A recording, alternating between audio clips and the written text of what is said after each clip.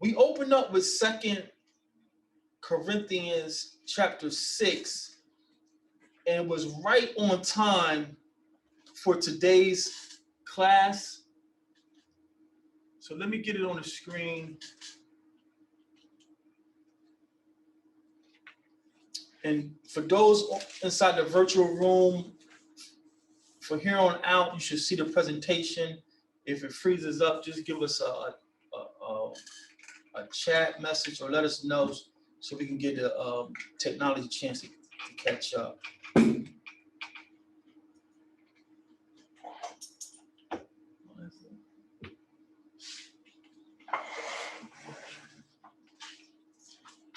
So our Kathab reading today, family, came from 2 Corinthians 6.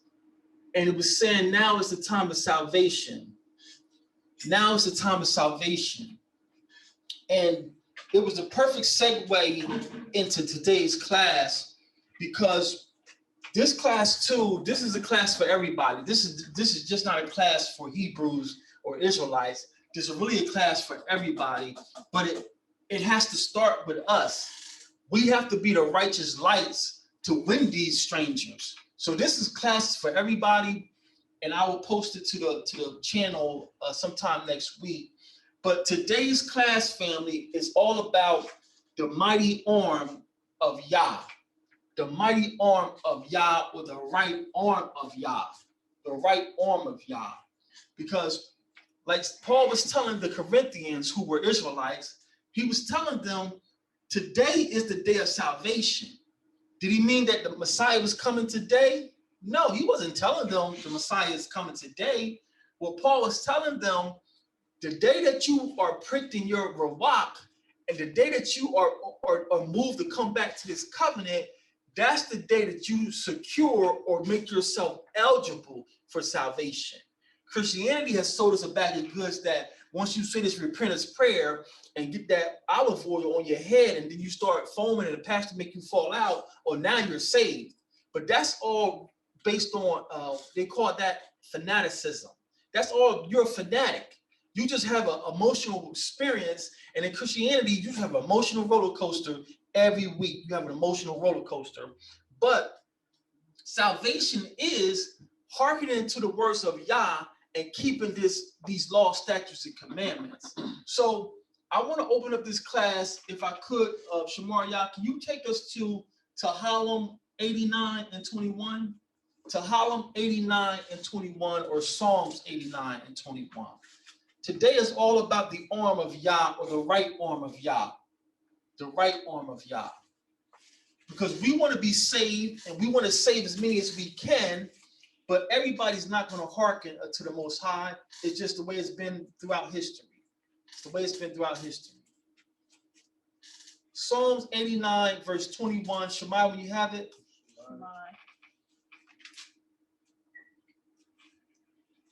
Read. With whom my hand shall be established, mine arm also shall strengthen him. With whom my hand shall be established, my arm also shall strengthen him. Now you can get the context, the next verse up. He's referring to King David, but he's saying, my hand is going to establish him, and my right arm is going to strengthen him. My right arm is going to strengthen King David. While we're talking about the right arm, let's continue on. Let's go over to Ezekiel. Let's go over to Ezekiel chapter 20, verse 34. I'm going to show you something about the right arm. He says, my arm is going to strengthen him.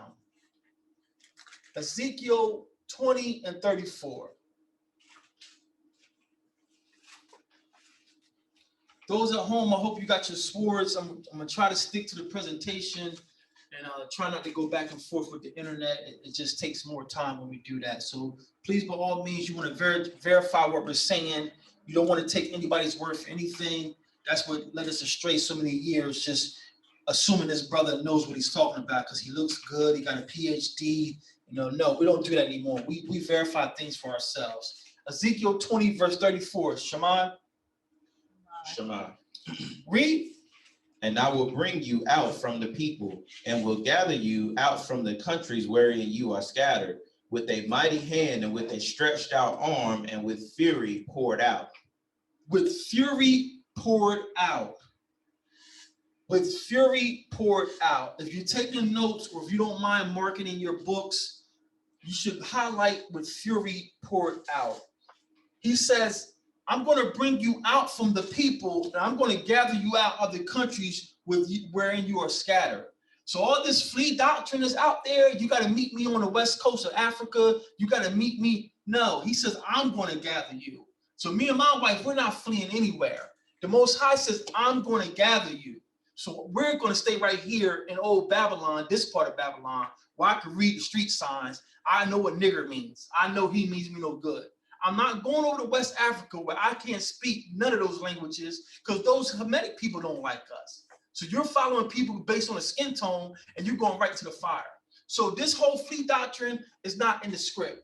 The Most High says, I'm going to gather you.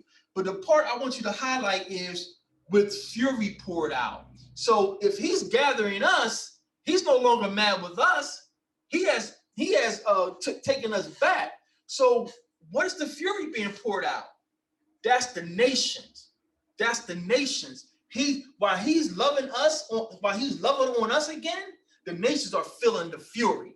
And you're seeing it now with Israel. So, and I think Shamaria mentioned it a couple months ago. He says, for us to be restored, somebody has to be taken down.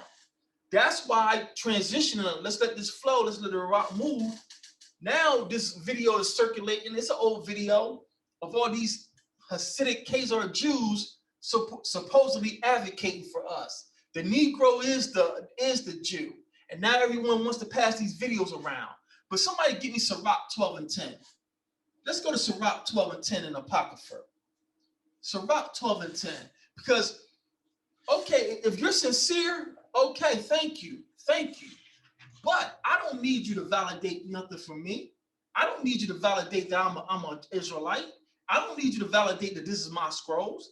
But if you're sincere, I thank you and may Yah have mercy on you or bless you in some kind of way. But let me tell you why you got to walk with caution when these so-called strangers start singing our praises. Sirach 12 and 10. Read. Sirach chapter 12, verse 10. Never trust thy enemy, for like as iron rusteth, so is his wickedness. Though he humble himself and go crouching, yet take good heed and beware of him, and thou shalt be unto him as if thou hadst wiped a looking glass, and thou shalt know that his rest hath not been altogether wiped away. Sirach 12 and 10 says, trust not thine enemy, for as iron rusts, so does his wickedness. What is the elder saying? Well, if you left your bike outside as a child, you couldn't bring your bike in the house, you know your handlebars didn't rust right away. Your handlebars didn't rust one night. Your handlebars didn't rust 2 nights. But maybe by after a week, if you kept leaving it out, you'll see a little bit of rust on your handlebars. And it's no sweat because all you got to do is take some sandpaper and scrub that rust off, and now your handlebars are back shiny. So just like iron rusts a little at a time, so does the wickedness of your enemy. When the Most High said he was going to punish us and scatter us, what do you say I'm going to scatter you to? The land of your what? Enemies. Enemies. So the United States is the land of our enemies. Canada, UK, Haiti. I know some of our brothers think they got a flag, Haitian flag, Puerto Rican flag. That's the land of your enemies. So these Khazars going on their video thinking they're so pious and they think they're bringing out something. The Negro is the real Jew. We don't need you to tell us that. Our scrolls been told us that. We know we're the true people because we're marked by the curses. So when these people start singing our praises, trust not your enemy. For as iron rusts, so does his wickedness. But the text say, you beware and you will expose his wickedness as rubbing a looking glass. Like as you wipe your mirror down when it's steamed up, just be humble. That's why we fast and pray. We don't want to be so scary that we don't trust anybody, but we want to be wise. And that's why we fast and pray. I don't have to worry, is he for me or against me? The Ruach say, he's wicked. He's wicked. So trust not that enemy. So Ezekiel 20:34, he's going to gather us from all the countries he scattered us to, and he's going to gather us with great fury. The world is going to be in turmoil, and the nations are going to be in fear. That's what the strong arm of YAH is all about. So the mighty arm. Surely the arm of YAH is not too short to save. Let's read it from the text and not paraphrase. Let's go to Isaiah 59, verse 1. Isaiah 59, verse 1, also known in the Hebrew as Yashayah. Yashayah means the same thing as Yeshua, Yahweh Shai. It means Yah is salvation. Yashayah 59, verse 1. Shema, when you have it. Shema. Read. Behold, Yahweh's hand is not shortened, that it cannot save, neither his ear heavy, that it cannot hear. The Most High's arm is not too short. There was an old play back in the 90s. Everyone used to go to. Queen probably remember. The play hit Philly and major cities. And the play was Your arms too short to box with God. Your arms are too short to box with God. Your arms are too short to box with God. So the text is saying, or the Most High is telling Isaiah, my arm is not too short where I can't save. And for the Hebrew, the letter arm or the letter for the arm of a man is our YAH sound.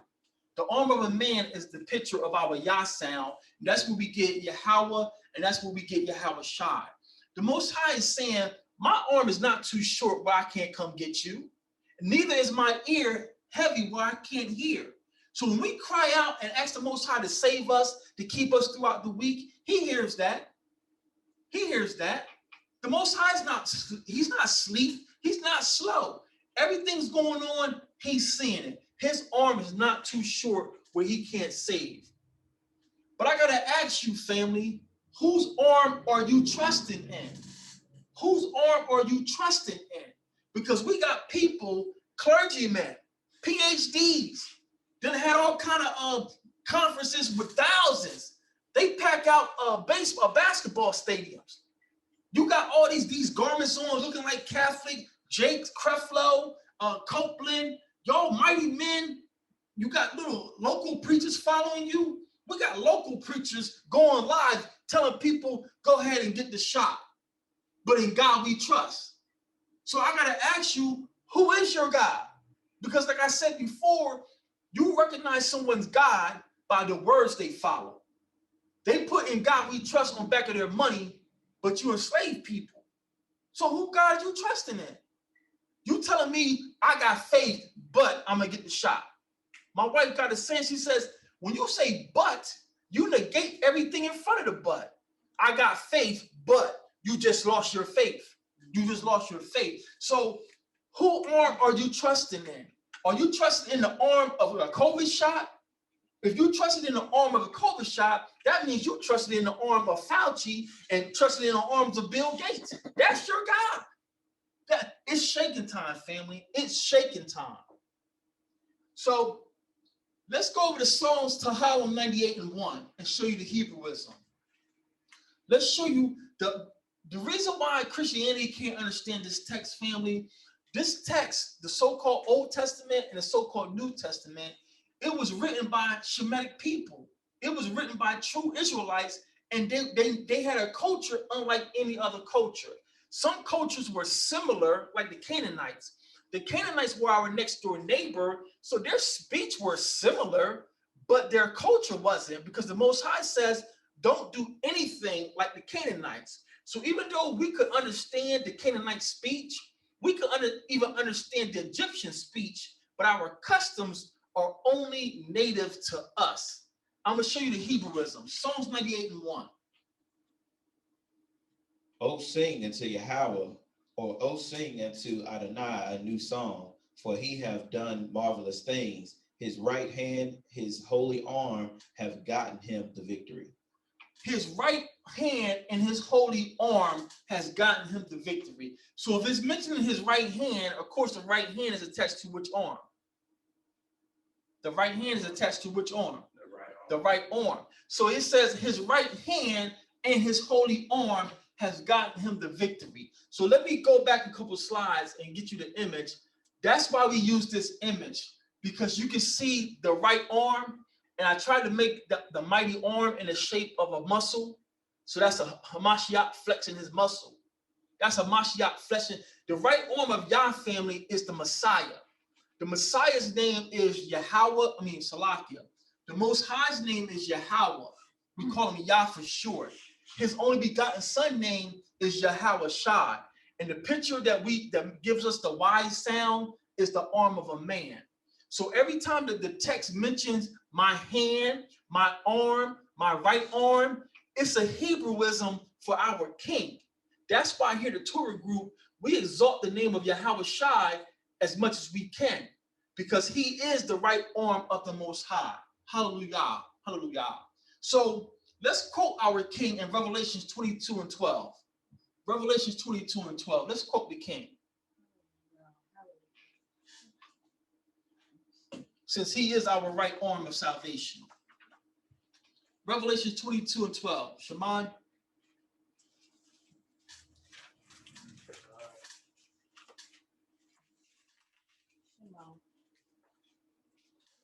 Read. And behold, I come quickly, and my reward is with me to give every man according as his work shall be. According to his what? According to as his work shall be. Work, you mean that's like doing something? As his work shall be. But I thought it was grace. You just believe now. His work. So what do you mean, the preacher? You saying that all you gotta do is believe, he knows my heart, and I'm in there. No, you have to put in work. Your work is, first of all, your work is your walk. You keeping yourself set apart, Kadash, keeping yourself holy, not chiming in on those dirty jokes, not laughing at another man's struggle. Your walk is going to draw people to you. Your walk is going to say, man, something different about you. Why you don't never come to the job gatherings with us? So your walk is part of your work. And then as you grow mature, your work is going to be witnessing, go and get another sheep. If every one of us at least get one sheep, that's going to multiply the kingdom. So contrary to Christianity, tomorrow they're going to be in there talking about, thank God for grace. I'm saved by grace. There's nowhere in here where it says your grace is going to give you a reward. How foolish is it for the Most High to give you the crown of life, and all you did was sat there, waited on him, and believed? And you think you're going to get a crown like the apostles? No. You gotta be out there and put yourself out there and look like a fool in front of these people. Man, he got his head wrapped. He got that thing on his head. What are those strings on his clothes? Oh man, you don't eat this good pork? Oh man, this pork is good. You have to make yourself a spectacle. Yashabak. That's the Most High seeing. He's putting in work. He's not ashamed to tell these people, I'm not like you. I can't eat what you eat. Oh, what's wrong with this movie? I laughed at that movie. It got a bunch of homosexual and sex scenes. What I want that in my psyche for? Because your eyes are what? The window to the soul. So that's why I can't, man, I go to the movie, but I'll let my kid watch that. My kid ain't watching that here. Because the spirit's inside of that. Y'all gonna catch that in your robot later. We're set apart people. And our set apart life is going to attract others. That's part of your work. This, everything that Jesus paid it all, and now you got a free ride to heaven, is false doctrine. Jesus ain't paid it all for you. If he paid it all for you, why are you still having Easter celebrations? Why are you still having Christmas if he paid it all? Let me stay on track. Hallelujah. Hallelujah. So let's go over la'atah or la'athas. La'atha is a Hebrew word. La means for, and atha is signs. La'atha. La'atha. The Most High, we said it last week, family, the Most High never does anything by surprise. Your mom or dad ever snuck up on you and just whooped you like, got you? They probably snuck up on you, but they was calling up there, stop that noise in there. Stop that. So unless your parents were kind of like evil, they didn't just walk up on you like, bow. No, they kept giving you warnings. And then all of a sudden, okay, this little hard-headed joker. So the Most High is giving us signs. But the world is looking towards that little idiot box, and all they see is the little idiot box. And Fauci says, you get this shot, Oh, now you need 2 shots. Oh, now you need a booster shot. Which one is it? Which one is? Oh, not only do you need a booster shot, but you got to still wear the mask too. Now, because they want to dupe more people, now finally after a year, you can take your mask off if you're fully vaccinated. I said that right? Yeah, you said it right. Vaccinated. You got to pardon me. English is not my first language. It's a filthy language. So I don't speak English properly. But now, after a year, you're finally saying if you got double poison in you, you can take the mask off. They changed their narrative by the day. And our family and friends are ignoring the signs that's right in front of them. The Most High is giving us signs. Let's go over some of the signs that the Most High is giving us. We're going to start with the markets.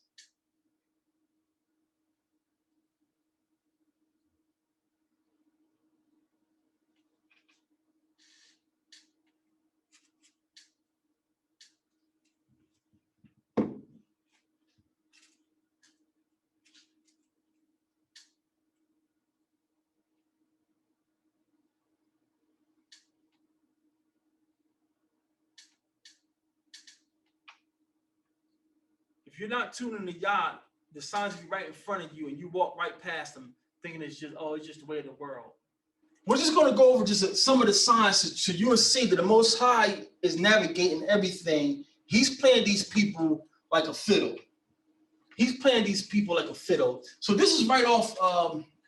Let me show you. Is the Bloomberg article sharing, family? You guys see the article? Yeah, I can see it. So this is right off Bloomberg.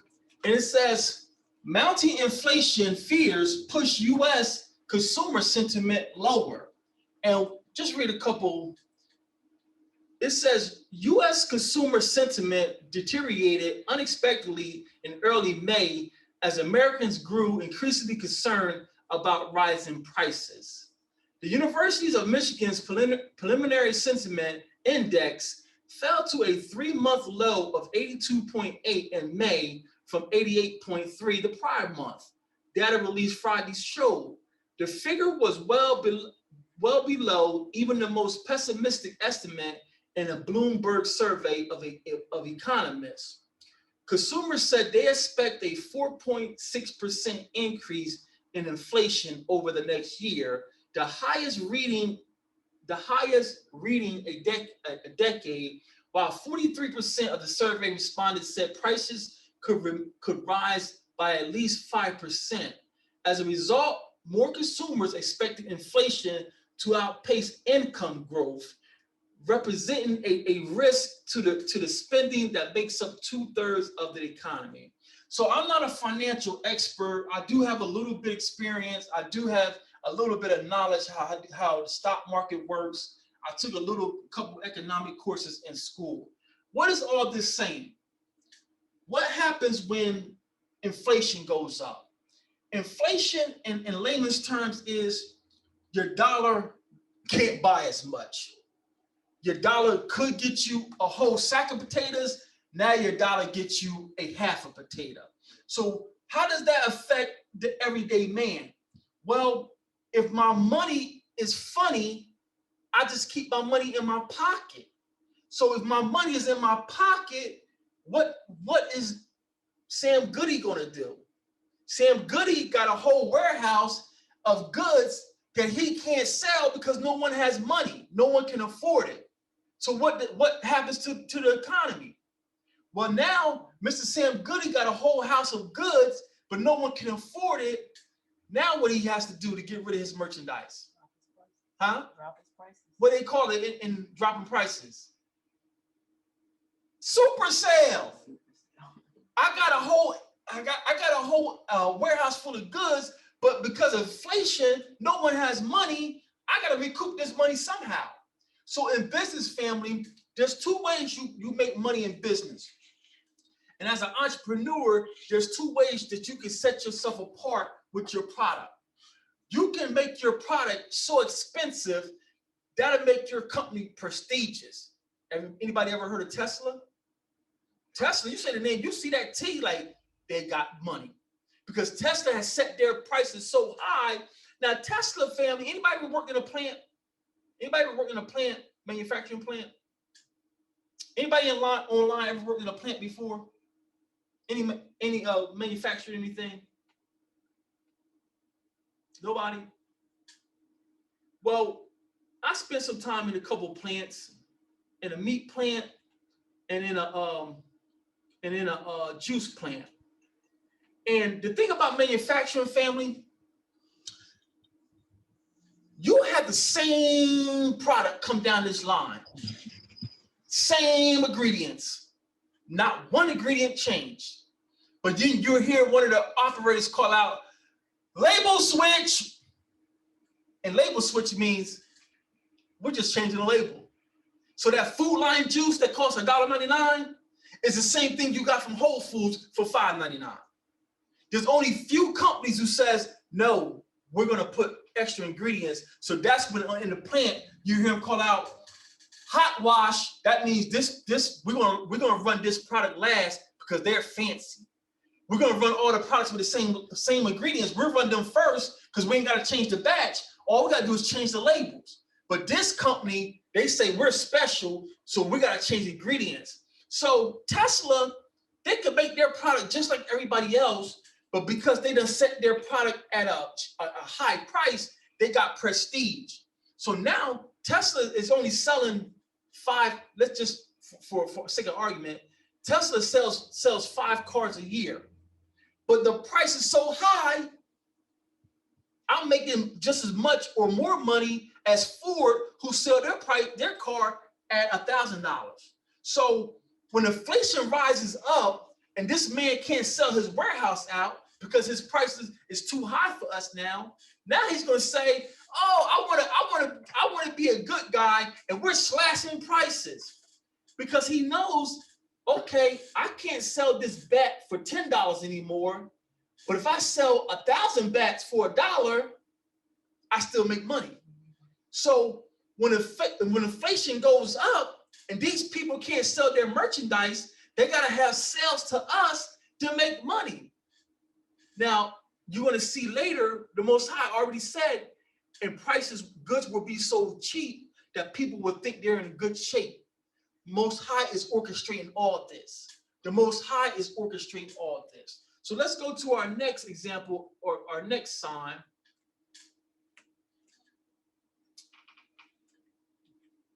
You know what, for the sake of time. While you're doing that, I'll add a comment. Basically, also, I don't know where I seen it, some video, something, just looking at the news overall that we've come across in relation to what you were just talking about. And I think we talked about it the other night. They're saying that it's pretty much there between a rock and a hard place with the economy, because either they give more money to the people with stimulus the way they've been doing, or the lack of money in people's hands will stop spending, which is what you kind of was talking about, which would bring the economy down. But if they continue to print money, which allows people to spend, then it's going to devalue the value of the dollar. So like when companies see them stimulate us with money, then they raise their prices.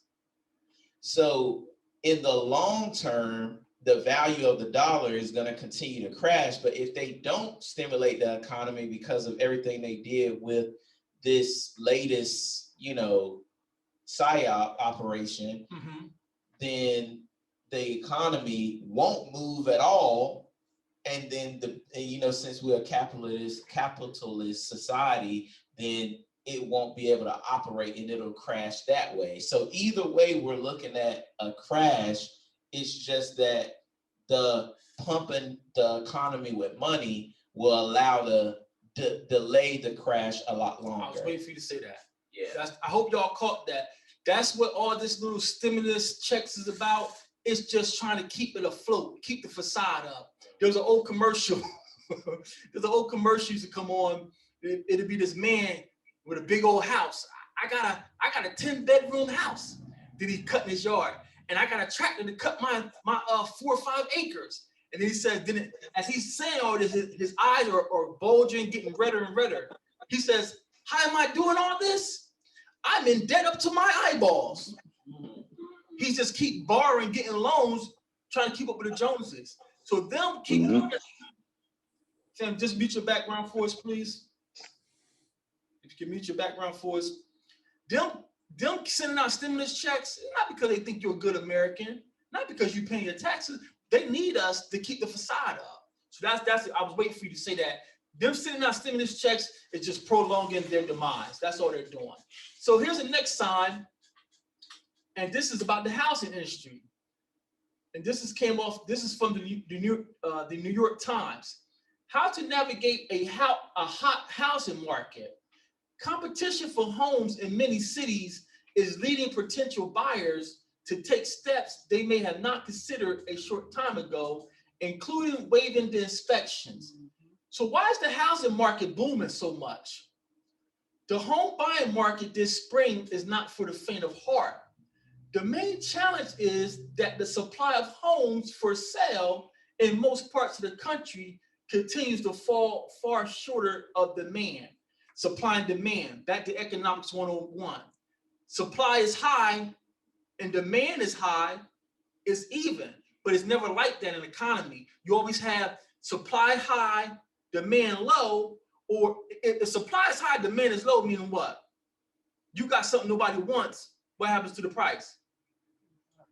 If I got demand is high, or supply is high, demand is low. I got a bunch of baseball bats nobody wants. Gonna lower the price. Gonna lower the price. Come on. Now the housing market is saying demand is high, supply is low. So it's more rare. It's a lack. So it's a great demand for housing, but they ain't got enough houses around. And then on top of that, they lowered the interest rate on loans and everybody's getting approved. So you have more buyers. So that's the issue. And then the housing, they're actually bidding anywhere from, I think it was 5 to 8% over the asking price of homes. So people are upside down going in. So you're right, supply and demand. Please speak, because my wife is a real estate agent, family. So what she's speaking on, she knows what she's talking about. Say this again, repeat that last part. They're upside down. Upside down on these mortgages. They're going to be upside down on these mortgages. Right now, the houses are being placed on the market at 5% over the value. So they're so desperate, or let's put it in layman's terms, people are so desperate, so thirsty to buy a house, they're overbidding, they're overpaying for something. So this house is only worth $100, but because there's a shortage, I'm going to pay you $300. And then they're placing it on the market 5% over the value, and then they're bidding another 5-8% over the asking price. And what is that in y'all industry terms, upside down? What does that mean? Upside down meaning that eventually, right now it's probably going to be good, but eventually your house will be appraised and you'll owe more money than it's actually valued at. You're living in garbage. You might as well be living in a tent. You're living in something that you're paying for, and you're paying more than the house is worth. The Most High is orchestrating all of this. So another part, I hope y'all caught it. Again, to stimulate, to keep their facade up, they drop interest rates. Oh, your credit score is 500. Don't worry about it. A couple years ago, you had to have that's why most of us thought we couldn't get homes. You had to have 900 credit score, no late payments. Now, interest rate down to 3%, 2.5. When in U.S. history has the housing market ever been down to 2.9s, 2.8s? This is all to keep their facade up, family. This is the Most High giving us signs. I'm in control of all of this. Our last sign, and this is blatant. This is blatant. Israel pounds Gaza to curb Palestinian militants, but rockets still fly. Right now, they're over in our land, scared to death. Scared to death. If you're the people of the book, the text say, when I put my people back in the land, no one will make them afraid again. their gates will be open. So if your gates are not open, if you need soldiers to guard your gates and you're scared to death, you're not the people of the book. Because when the people of the book gets back, it says the children are going to be playing in the streets. Old men are going to be at the gates playing dominoes, playing backgammon. There's going to be no soldiers watching the gates because Yah is back over the land. So these are all signs right in front of our faces that people inside these churches tomorrow ain't paying attention. You know what they're going to be doing tomorrow? We're just going to keep praying. You've been praying forever. How long we got to keep praying? Our grandmother's praying for the same thing we're praying. Please, Father, let my son make it home. Please, Father, let these pigs not kill my son. Me and my queen was watching the Marvin Gaye biopic last night, the celebration of what's going on, 50-year anniversary. The same thing going on in 70 is going on in 2021. Cops beating us with bats, cops bloodying us up, and no one's going to jail. So, and y'all, let's keep praying. We're going to march down to the courthouse. What marching down to the courthouse going to do, man? Oh, Messy Jesse and Big Head Al Sharpton. Don't come around with y'all marching. Let's keep these law, statutes, and commandments. Come on, man. So the Most High is giving us signs, and he's in control, family. That's why we're here today telling you we don't fear. We trust in the arm of YAH, family. We trust in the arm of YAH.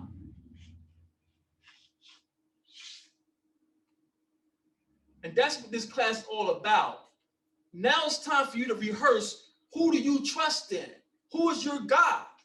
And don't give me the lip service. Show me by action. Because the Most High is just like us. Don't talk about it, be about it. What did Messiah told them in the so-called New Testament about their heart? It's far away. He said, your mouth is with me, but your heart is far from me. So you can say you love Jesus as much as you want. I love God. What have you done for him lately? Have you obeyed his law, statutes, and commandments? That's what the Most High wants to know. So now that we set the tone for the strong arm of YAH, we're going to dig into 2nd Ezra. And we're going to show you how the reason why we're coming back to our covenant and obeying, the reason why we obey what the Most High says, because like the prayer of Baruch, he says, as long as we keep his law the best we can. Does it mean we're perfect? No. If we're perfect, he wouldn't have gave us sacrifices. That's why he gave us sacrifices, because he knew we were going to mess up sometimes. He knew we was going to get mad at each other, and I'm going to flatten Shamar tires, because he didn't buy my grapes like he said he was going to buy. That's why he gave us sacrifices. So no, we're not perfect in this, but as long as we keep them the best we can, we're going to be all right. So we're going to 2nd Ezra chapter 15, and we're going to read this in entirety. Then we're going to go over to Ezra 16, and I get it on the screen for the people at home. We're going to 2nd Ezra chapters 15 through 16, and we're going to show you how the Most High is in control of all this. There's nothing surprising to him. None of this is, he don't know. He's not up there frantic. Oh, what I'm going to do? They just bombed Israel. Oh my God. No, none of this is a surprise to him. He is the puppet master, and we're going to show you.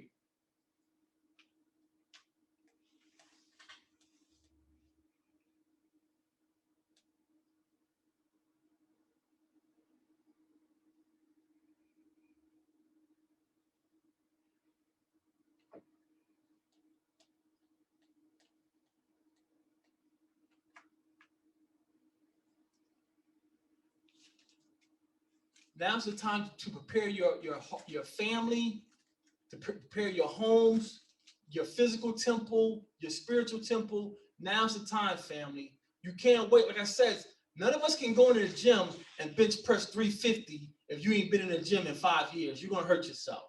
So you can't wait till the storm's here and now, oh, I believe, Father. It don't work like that. Like the old lady said, none of this works like that. So you got to get your highlight reel right now of what the Most High has done for you. You have to start rehearsing these prophecies right now. So let's read 2nd Ezra 15 to stir up our faith. 2nd Ezra 15 and 1. Read. Behold, speak thou in the ears of my people. The ears of who? My people. The born again believers. My people. The whole world. My people. Read on.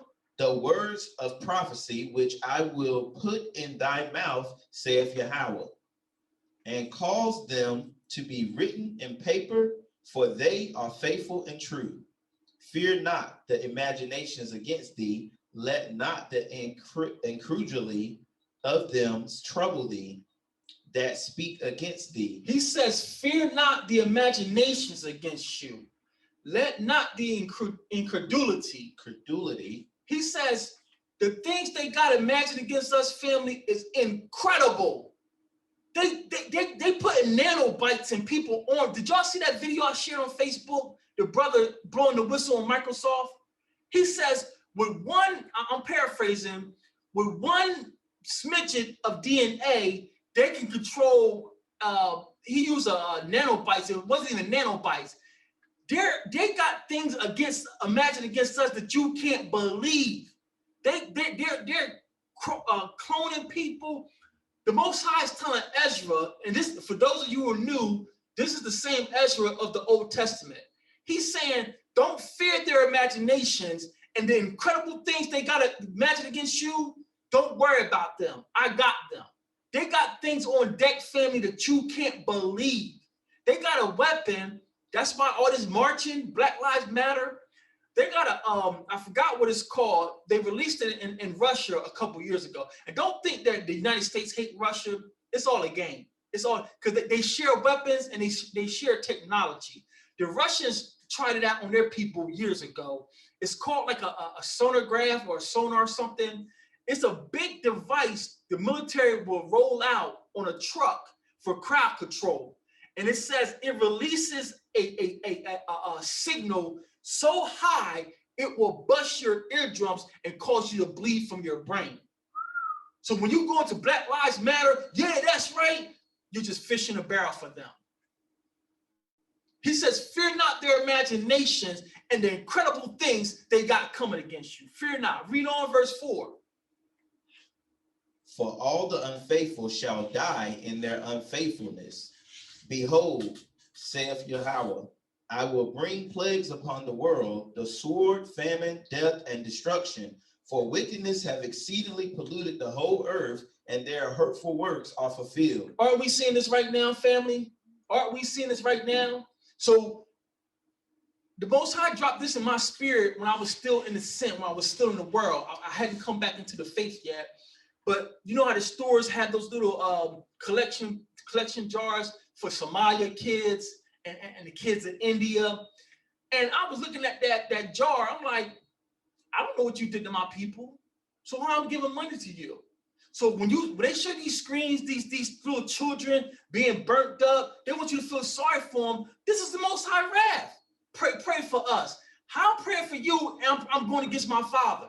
I'm not going to get this. Is my father bringing wrath to you because he remembered what you did to my people. That's why you got to study history and know who you are. That's why identity is important. You sending money to the same people Yah is plaguing for what they did to your family. Read on.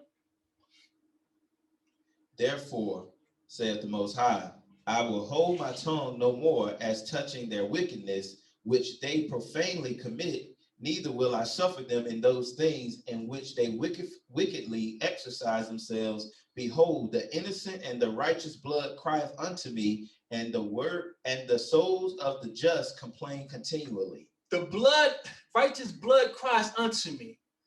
Trayvon Martin, Sandra Bland, all of the Father has all that. He sees all that. Now, seminary preachers going to tell you, oh, this is the apocrypha, this Ezra, this was plagiarized. We don't know who wrote this. But he says, behold, the innocent and righteous blood cries unto me, and the souls of the just complain continually. Where else can we read this at? Where else is the same language said? Isn't this in Revelations? He says, how long will you suffer my brothers? So you don't accept this text, but the Revelations is our elders are saying the same thing to the Father. How long are you going to allow them to suffer? And what he say? just a little while longer. They must endure. So this is in line with Revelations. You understand what I'm saying? This is a validated text. Now, Dr. Simmons said, well, yeah, where is it? Every time it agrees, that's where it's plagiarized. So it makes no sense. But that's what their curriculum tells them. When it agrees with the KJV, it's plagiarized. But when it got more revelations than the KJV, oh, that's not validated. That's not canonical. That's why we are coming back to our covenant. We don't rely on Rome to tell us what's canonical.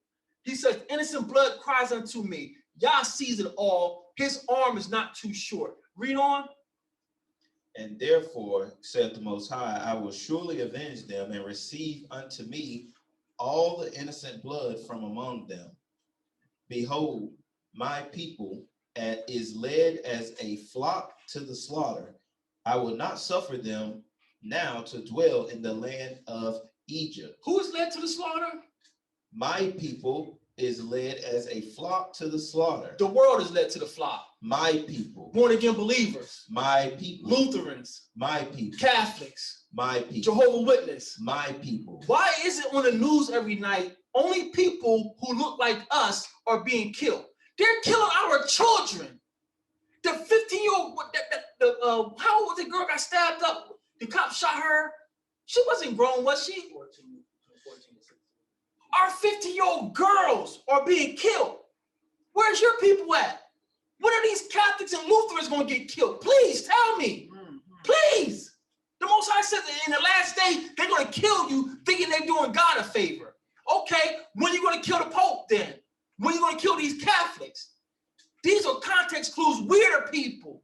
We're the people. Us brown, dark, we come in many shades. We go by many names. Puerto Ricans, Haitians, some of the Somalians, they call us Hawaiians, they call us Negroes. We are the people, we're the only ones being killed out here, family. They're leading us to the slaughter. He says, the second half of verse 10, I will not suffer them now to dwell in the land of Egypt. If you have a hard copy of this text, underline this. It's a metaphor. It's a Hebrewism.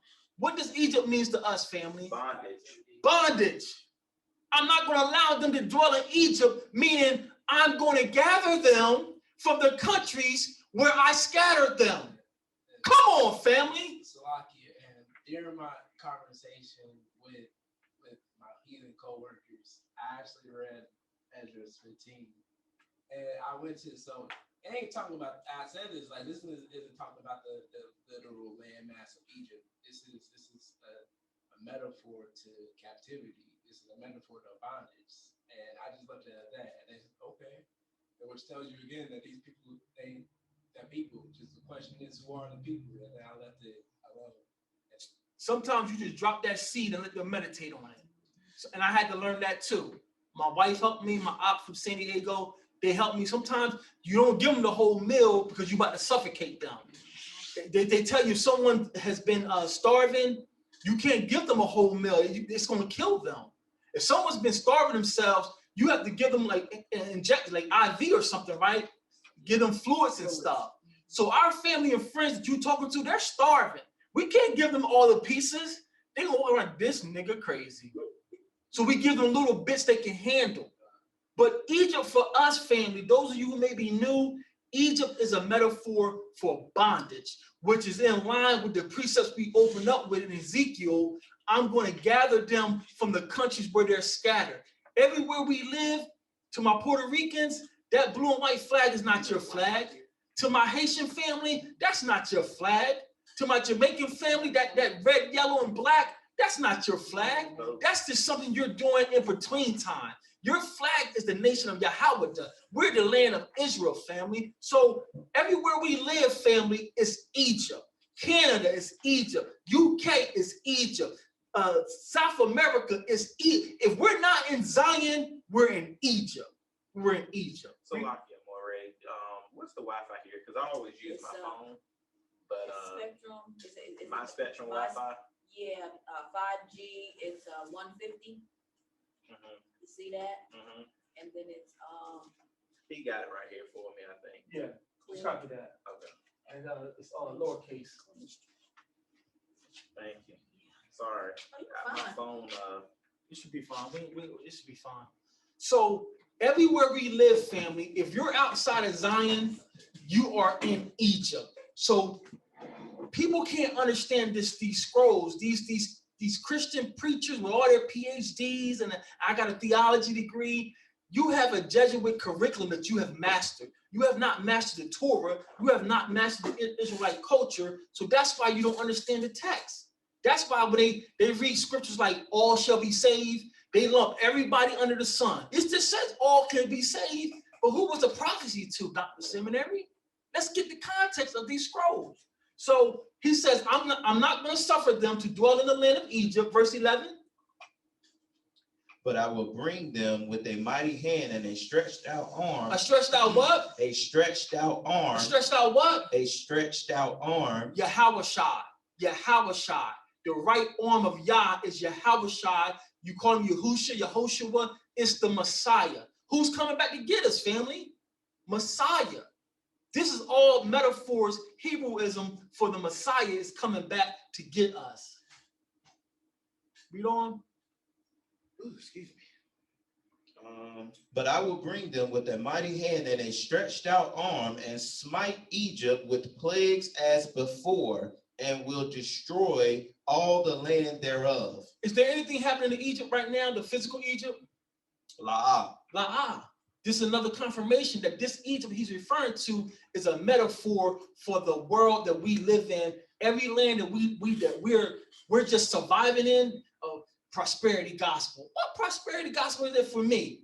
I don't know my tongue. I don't know my landmarks. Ain't no prosperity in the land of Egypt for us. We're just scratching and surviving. That's all we're doing. So he says, I'm going to bring plagues upon Egypt, and that's the world. That's the world. Everywhere in this earth is going to be plagued because of us. Read on. And then too, like, you know that it's talking about a future time because it says as before. As before, but it hasn't happened yet. Meaning that it hasn't happened yet. You have to keep it in context. Great eye. Hallelujah. Hallelujah. So it says, but I will bring them with a mighty hand and a stretched out arm and smite Egypt with plagues as before and will destroy all the land thereof.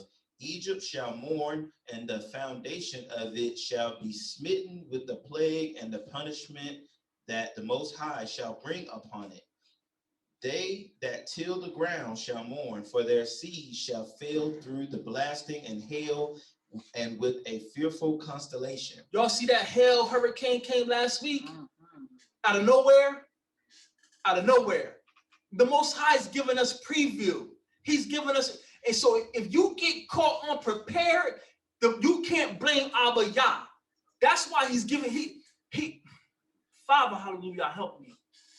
He brings forth these things a little at a time, so his elect won't get caught up. But if you get caught in your house with not at least 1 gallon of water that he can stretch out, that's all he needs. He just, in this realm, he can't do everything because he don't have a body. So he needs you to be in tune with him because you have a physical body. He needs you to get in tune with your Rawak so you can be in tune with him. If you got 1 gallon of water, now he can send his angel to stretch that water out. Hallelujah. He did it before with the lady with the oil. But you got to give him something to work with. This thing sitting on my hands, Jesus is going to take care of me. It's not in the scrolls. You have to do something. Read on. I wanted to ask, with a fearful constellation, is that like signs in the skies, the stars? We would have to make sure it said that in the Hebrew, because Okay. this is a translation. Woe to the world and them that dwell therein. For the sword and their destruction draweth nigh, and one people shall stand up and fight against another, and swords in their hands. Is this not happening now? Come. It's happening right now as we speak. Read on. For there shall be sedition among men and invading one another. Don't China want world power right now? Come. What is a China man doing in West Africa? Come. And y'all Africans can't get them out? And they in Jamaica and they in Canada too. This is your land. That's like somebody coming in your backyard and beating you down. You're not coming to my, listen, you're not coming to my yard beating me up. Are you crazy? These Chinamen that came way from China, taking over it, and you can't do nothing about it. Go ahead, bring it out. And you got people over here trying to go to the west. Oh, you just hit them with a low blow. It's like because we gotta flee from Babylon. Everywhere you go is gonna be Babylon. Just give me book. You got these people getting puffed. Go ahead. I gotta stop stepping on people. I'm good. Go ahead. I feel like everywhere, like I got this frame. One of my elders told me I needed to stop from saying it or this, but it applies to everything. They stuck on stupid. Stuck on stupid. And it's like I gotta leave the white man. I gotta leave these other nations. I'm gonna go where my people at. Well, the heathen is over there, acting doing the same thing. Your people have no power over there. Yeah. Because a lot of them Muslims too. Yeah, most of our people got sucked in Islam. Yeah. So you go flee the west coast of Africa and run into a bigger snake. Me and Gina staying here where we can understand people. That's what we're gonna do. Until I see that that sky crack, and I can see the holes in his hands, and I can feel his holes, and he can tell me the secrets I did, I'm not going nowhere. I'm not going nowhere. Where we at, Salakia Mari, if I can just say something real quick to go along with y'all were talking about. For one, to backtrack just a little bit in regards to how Shemaryah brought out, and I will smite the lands with the plagues of Egypt as before. That ties in as well, validate who the people are, and going back in Deuteronomy 28:68, people just don't read, like Shemaryah said a long time ago, because one of the main things that the fake Jews are trying to say is, well, we've been in bondage just like we were when we were in Egypt during the time of, but Deuteronomy 28:68 said, and you will go into Egypt again with ships. And that's after they were already delivered out of that captivity. So that's one thing. And two, to go along with everything you're bringing out right now, Deuteronomy has been one of my favorite chapters to read in the Bible lately, just because it hits the nail right on the head. It says, and Deuteronomy 30, verse 2 through 6, it says, and shalt return unto Yahweh your Elohim, and shalt obey his voice according to all that I command thee this day, you and your children, with all your heart and with all your soul. At then Yahweh your Elohim will turn your captivity and have compassion on thee, and will return and gather thee from all the nations whither Yahweh your Elohim has scattered thee. If any of thine be driven out unto the outmost parts of heaven, from thence will Yahweh your Elohim gather thee, and from thence he fetch thee. And Yahweh your Elohim will bring thee into the land which thy fathers possessed, and thou shalt possess it, and he will do thee good and multiply thee above thy fathers.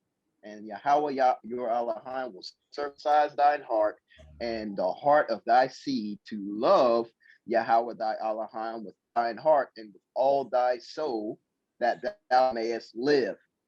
I'm going to read verse 7 just because where is the enemy's list, just to get him shaking in his boots. And Yahweh your Elohim will all these curses upon thine enemies and on them that hate thee, which persecute thee. So that's pretty much everything you're saying right now is literally what the Most High said throughout the whole. And to support that verse 7, Deuteronomy 30:7, I'm going to put these plagues on your enemies. If y'all go back and get footage from when this so-called COVID first kicked off, it was community of fake Jews with all these dots and stuff over them. They were breaking out with this stuff. Over in North Jersey and New York, they were going to the Hasidic communities, like looking at the Jews, they had all this COVID on them. The Most High's hand is not too short, family. Thank you for that, for that confirmation. Hallelujah. Let's return to 2nd Ezra 15 and finish up verse 16. For there shall be sedition among men, and invading one another. They shall not regard their kings nor princes, and the course of their actions shall stand in their power. They should not regard their kings or princes. Is Biden really the president? Is Biden really the president? Because according to their own ceremonial and everything they do, family, these people are Masons. These people are Masonic Masons or Masons. They have rituals. So according to their own rituals, if you don't complete their rituals, then things are not official. That's according to their own bylaws. So we know that Trump didn't complete their ritual of turning over their government to this man Biden. Is Biden really the president? Is he really your prince here? I'm not making a judgment. I'm just putting this on your heart.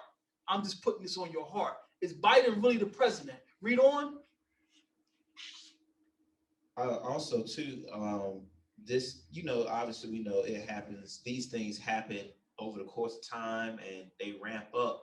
But a sign of they shall not regard their kings nor princes, that's your government officials, your presidents, things of that nature. So when they had, whether it's staged or not, when they had that march on the Capitol, that shows that they had no regard for your rulership. Exactly.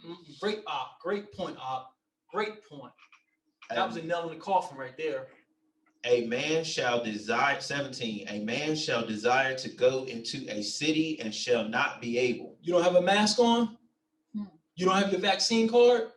You see how the Most High is orchestrating all of this, family. That's why it's time for us to come together with righteous people who are disciplined in their Ruach, who can go without a meal, who have some kind of righteousness and skills and some kind of sense of community. Let's work together. That's why we're building this community, because right now we're upon this summer. If you're not vaccinated, they don't want you on planes.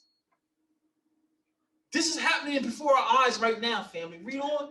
And this is already, again, it's the Most High doesn't just say, boom, and here it is, because this is already happening as well, because there was times during this shutdown where if you were from a certain state, like we're in North Carolina, so if you were from North Carolina, you couldn't go to New York.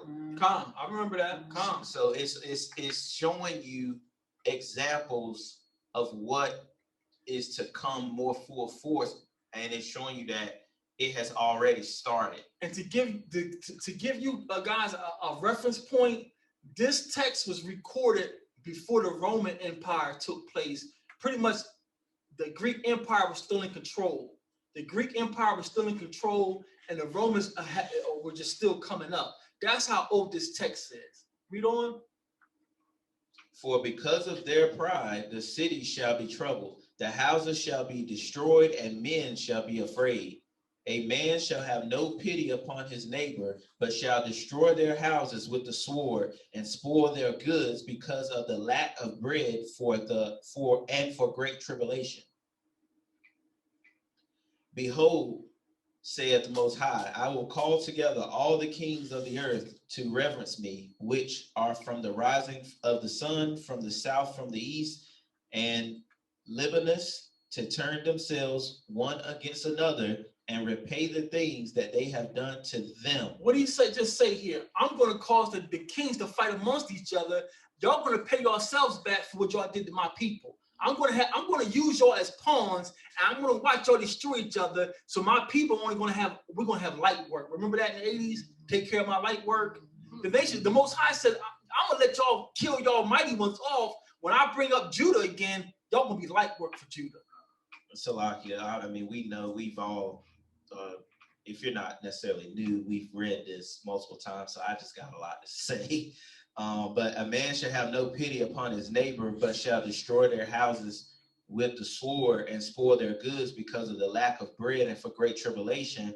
So if any of us or anyone has or known a friend, so here I would say if you know Gerald, and because I don't know everybody's level of study, and then the other people for the mostly I know, if you've ever heard somebody say something about prepping or that something about martial law, something about people running up in your houses, it's all written right here. So they're not crazy. It's not conspiracy theories. It's not a conspiracy theory, and it's not saying that your prep and the things that you do will prevent certain things from happening, because you got to rely on the Most High, but you also have to meet the Most High at a certain space, like Moray brought out earlier. But it's just showing you that, I mean, once the food runs out, once things start getting really short from the hyperinflation and things of that nature, that's when it's going to be time to make sure you have, you know, protection in your homes, not just physically, but also spiritually from the Most High. Because if it's written that he said it will happen, then it's guaranteed that it's going to happen. Look at these idiots with the gas. We see in one image, dude blew us. That's why I was telling people, even in them containers, gas emits fumes. So you put all those big old gas containers around your house, the heat from your dryer can ignite those fumes. How smart are you, idiot? Yeah. And it just shows, I'm glad you said that, because it shows, like, I seen the lady, I guess, and it was in Raleigh. So this stuff is making major headline news. And it's like right here in our backyard, a lady cuts the line and runs right into the side at the gas station trying to get some gas because she's scared that the gas is gonna run out, which is a psychological operation. They wasn't out of gas. They just said that so people will run and cause a shortage. And personal testimony, I know for a fact there was no shortage, because when I left here that night, I told you, I said, oh, they don't have 87 or 89. Is it okay just to make sure I can just go ahead and get 93, even though it's like $4? And you was like, yep, you good, don't worry about it. I said, all right, cool. Soon as I fill up, it was $42 to fill up. Yep. Soon as I fill up, the lady comes out. She says, yeah, we just got the call. She took the sign down that said you can't get 87 to 89. She said, yeah, now we can do 87 to 89. So how long since you were here, those people were going there buying 93 octane for $4? Yeah, when I got there, their revenue just skyrocketed for that day. Same happened with because I said, oh, I thought y'all was out. She said, no, we just had to make sure because the limit, and we had to wait for the call. So basically what it was they said, hey, look, put a sign on there. We might be running low, lying, on 87 and 89. So you can only offer 93. They hit their goalpost, and then they said, all right, now you can release the other two fuel lines. I said, yo, that's crazy. Well, to add to that, we were watching the news the other night, and the same thing. I went and got gas for $3.99 after we left here. A lady says, I just want to thank God that I was able to get my gas before they cut the pumps off. And they were cutting the pumps off, not because they ran out of gas, but because they were saving it for their daytime rush. Mm-hmm. So she was able to get in to get her unleaded before they cut it off. So they're controlling that, like you said. So that's crazy. That's why those times is going to. Somebody had something. Go ahead. Go ahead. If y'all don't stop complaining, we've been paying $4 gas for a while over here. You gotta come to the country. Hey, Red. Hey, Gerald, you gotta come back over here to the East Coast, man. Come back to the East Coast, bro. Go ahead, Reggie. Go ahead. Yeah, I all this talk just reminds me of this country, you know, and I share this with Gerald all the time. He knows I always say this. This country is nothing but a business, and people just happen to live here. I mean, how do we know this is a business? What was the first business? The cotton business. Calm. Well, and they put our people through it. So 300 years of free labor. Now it's happening to everybody. Everybody's seeing the result of this country ain't nothing but a business. It's a Yah forsaken country, and everybody's getting the short end of it, including us. Calm. That's why I don't fret. Go ahead and drive the prices up, because I know how the story ends. It says, and I'm getting ahead of myself, it says we're going to inherit the Gentiles. So I root for them. Go ahead, Trump. Do your thing, buddy. Go ahead and rent out your Margot lot. Go ahead. Because I know we're getting it all. And we're taking it back to Zion. So root for them, family. Clap, applaud. Don't disrupt them in their rule right now. Because when we're back in our rule, you best believe they won't disrupt us. So I root for them. I say hooray. Hats off to them. Hallelujah. Thank you for that, brother. Thank you for that. Where we stop off at? Verse 20? Oh, no, verse 21. 21. Like as they do yet this day unto my chosen, so will I do also, and recompense in their bosom. To my who? To my chosen. Where's the born again church at? That's why they take these books out. Black and white. You can't exegete this. You can't prophesy and shout this out. He says, like you did to my chosen, I don't see y'all slaying Catholics in the street. I don't see y'all slaying Lutherans in the street. I see y'all slaying people who don't even know they're Israelites. They don't even know who they are. And they're getting slayed because your enemy knows who you are. Your enemy knows who you are. My chosen. Read on. And recompense in their bosom. Thus saith Yahweh Elohim, my right hand shall not spare the sinners. My right hand, Yahweh Shah, shall not spare. Read on. And my sword, so it's not going to be kumbaya. I was going to stop you and say, I thought you're supposed to forgive your enemies. So Yahweh, the Most High don't forgive? Yahweh Shai don't forgive? We forgive each other for how we hurt one another. We don't forgive these foreign enemies. We don't forgive these foreign enemies. They got hell coming to them. Read on. My right hand shall not spare the sinners, and my sword shall not cease over them that shed innocent blood upon the earth. The fire is gone forth from his wrath and have consumed the foundations of the earth. And the sinners like the straw that is kindled. Woe to them that sin and keep not my commandments. So what? Yahweh. Woe to them that sin and keep not my commandments. I thought you ain't had to keep the commandments. I thought it was nailed to the cross. The Lord nailed to the cross. This is what's going to send you to hell. This is what's going to have you caught up with them. If you don't come back to these laws, statutes, commandments, the Most High has no obligation to keep you. The Most High has a covenant with us. He made a promise to Abraham, Isaac, and Jacob that says, when your sons, when your physical seed come back to my law, I'm going to cover them. So if you don't come back to his law, Yah has no obligation to Abraham, Isaac, and Jacob to keep you. It is a package deal. Yasha, Yah, you got something? I got a real quick precept. This Psalms 119, 155, salvation is far from the wicked, for they seek not thy statutes. So, Psalms 119, and what was that? 155, salvation is far from the wicked, for they seek not that statute. So salvation is in the law. You know what I'm saying? This is our salvation. There's no salvation without this law. Go ahead. Yeah, that's it. I was going to do an exercise. Maybe we'll do it this summer. I was going to do an exercise that came to me where we're going to take a Bible and we're going to cut out all the scriptures that talk about the law. And we're going to see how much script we're left with. We're going to see how much script you're left with. So first of all, you have to cut out all the so-called Old Testament because we know they all were living by the law. But let's go to the so-called New Testament and let's cut away all the scriptures that talk about the law and see what we got left with it. I guarantee you we may have the back cover. Because all the way in Revelation says, blessed are those who keep my commandments. And do them. And do them. Quinn, you have something? No, I was just gonna say, instead of ruining a good scroll, we could actually cut and paste it in Word and then take them out. I would have changed, so I would have physical. I would have had on the glasses and then Jesus. All praise. Where we at? Woe to them that sin and keep not my commandments, saith the Most High. Woe to them that sin and keep not my commandments, saith the Most High. I will not spare them. I will not spare them. Go your way, ye children, from the power. Defile not my sanctuary. For the Most High knoweth all them that sin against him, and therefore delivereth he them unto death and destruction.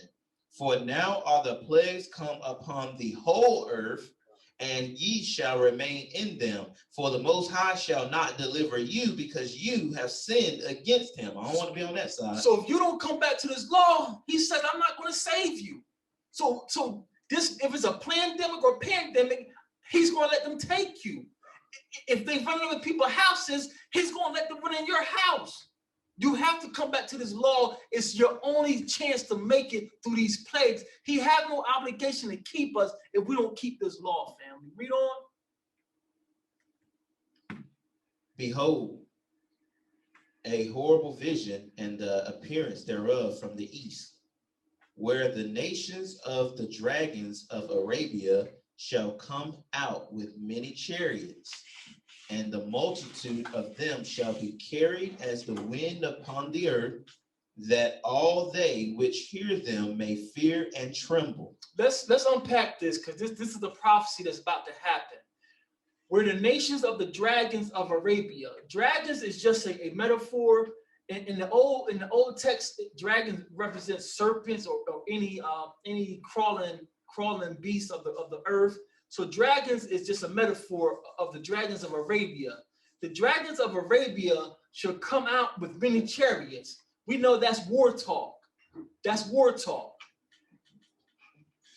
Palestine, those Palestinians, those Arabs, they are the seed of Abraham.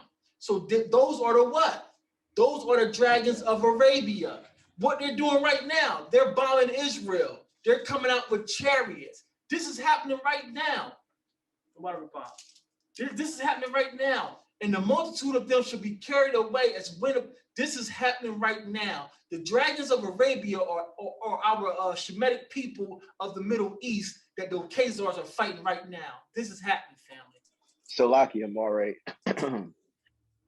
I'm reading 29, it says, where the nations of the dragons of Arabia shall come out with many chariots, and the multitude of them, the chariots, shall be carried as the wind of the earth. Are those like bomber planes, like fighter jets? Yeah, this is war talk. They're putting it in a context that Ezra could understand. This is arsenal. Okay. This is all arsenal. Arsenal. Oh yeah, that is. Yeah. Calm. Where we at? Read on.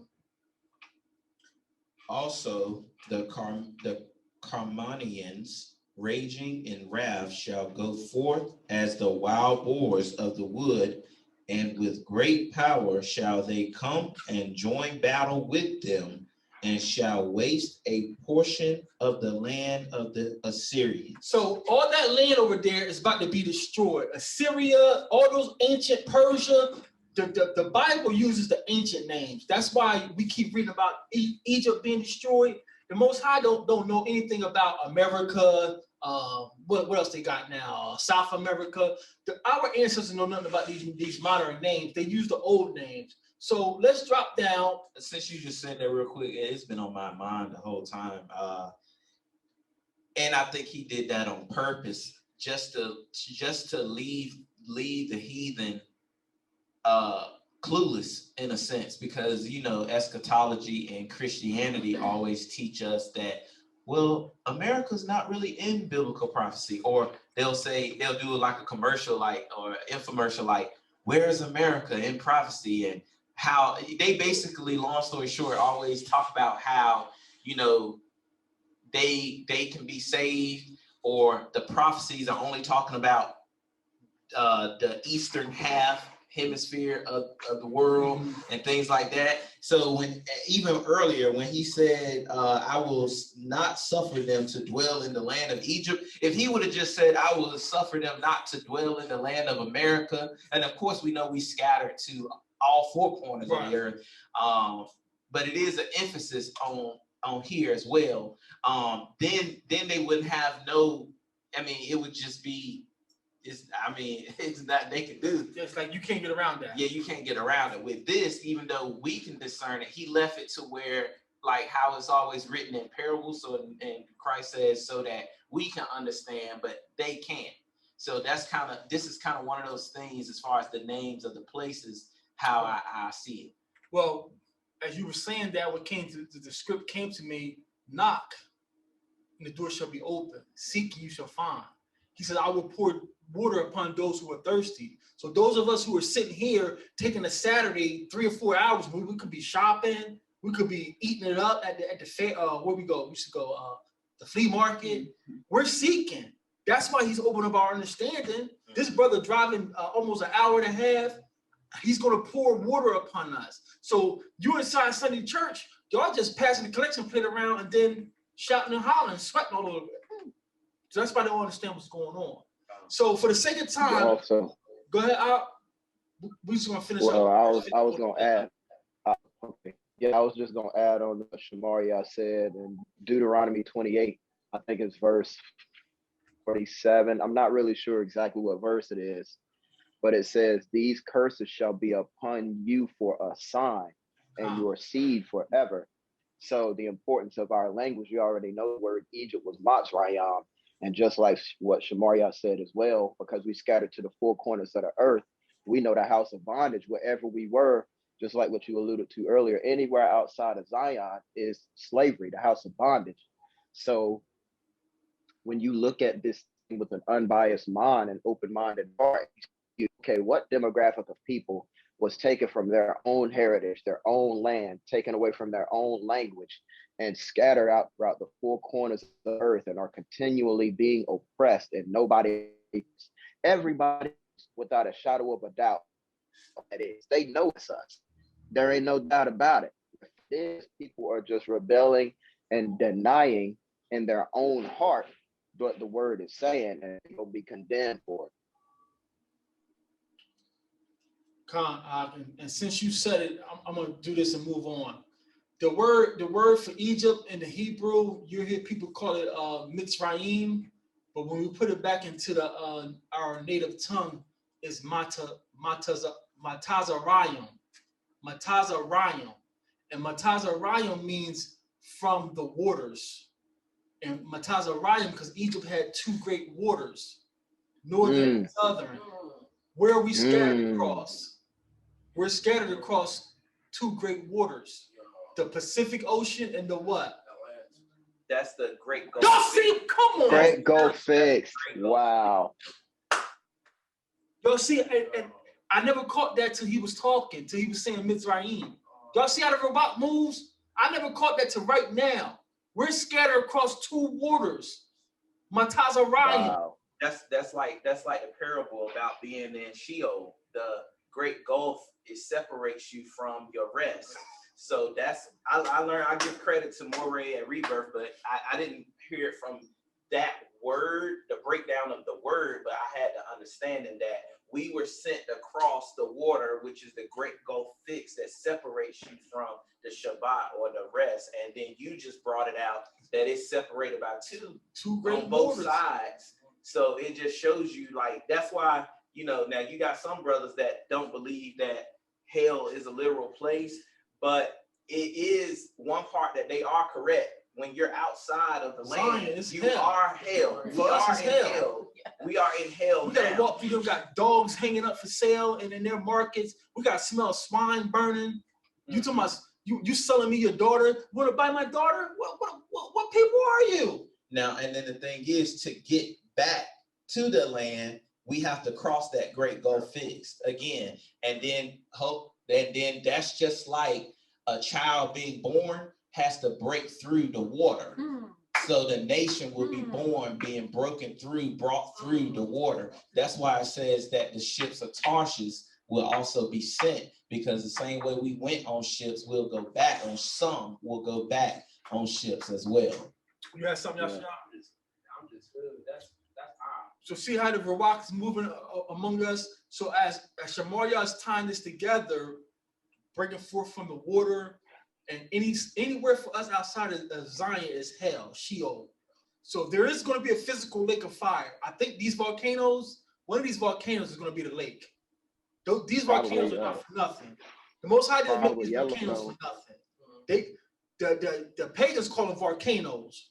Yah called them something else. So these lake of fire is real, but like you're saying, anywhere outside of Zion for us is hell. But that metaphor of the child breaking forth from the water,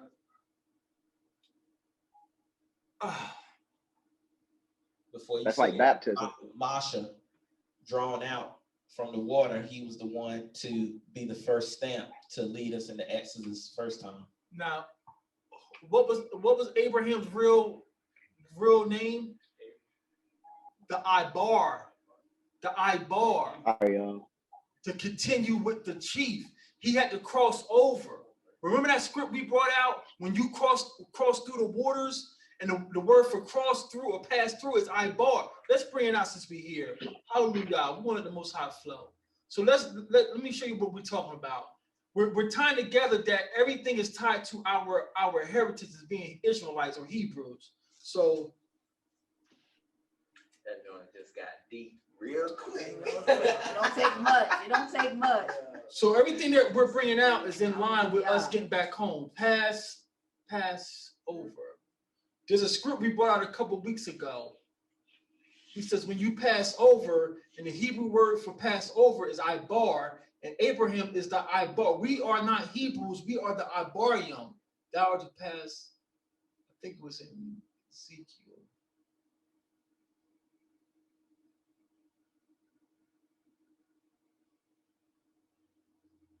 He should pass over.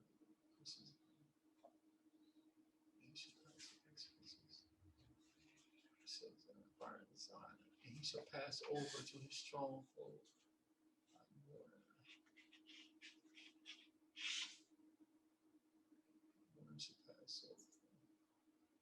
Oh, here it is. No. The way I hold it, the unclean shall not pass over. There should be a highway there, and a way shall be called holiness, and the unclean shall not pass over. Take the millstone, grind the mill, uncover thy locks, make bare thy leg, uncover thy thigh, pass over the rivers. Let me try this one. This is not the depths of the sea away for ransom to pass over. Let me just try this. I think it's Isaiah 51. Art thou not which have tried to see for the ransom? Yeah, let's try it. I think it's this one right here. So, fam, I hope y'all can see this, what we about to bring out right here. So, somebody read Isaiah 51 in the 51 and 10. We're going to show you the breakdown. Art thou not it which have dried the sea, the waters of the great deep, that have made the depths of the sea for the ransom to pass over? For the ransom, this is a adjective. The ransom to pass over, we are the ones who are ransomed. We've been ransomed by who? Who ransomed us? Who paid the ransom? Yahushua.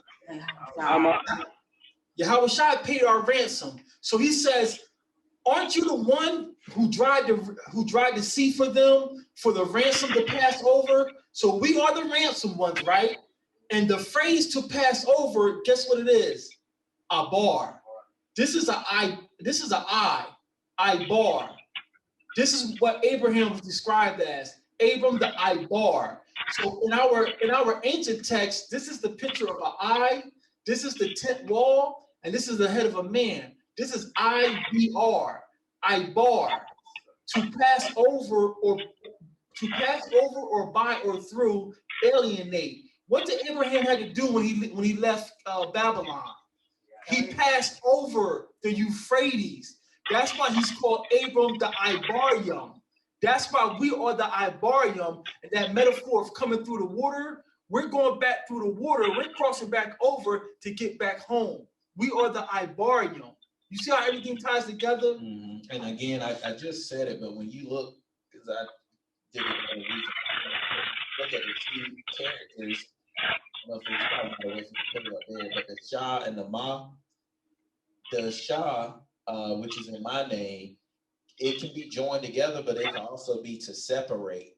Right. And then the Ma is the water or blood, but in this case, the water. So to separate from the water, that's what she did when she took Masha out of the water. And then it's the same thing. We're going to be separated and brought out through the water. So it's just it's y'all see how that's why we take the time to learn our culture. Yashaya. And like to go back to the title of the lesson in verse 9 of Isaiah 51. Awake, awake, put on strength, O arm of Yahweh. Awake as in the ancient days, in the generations of old. Art thou not the hand of art thou not it that hath cut Rahab and wounded the dragon?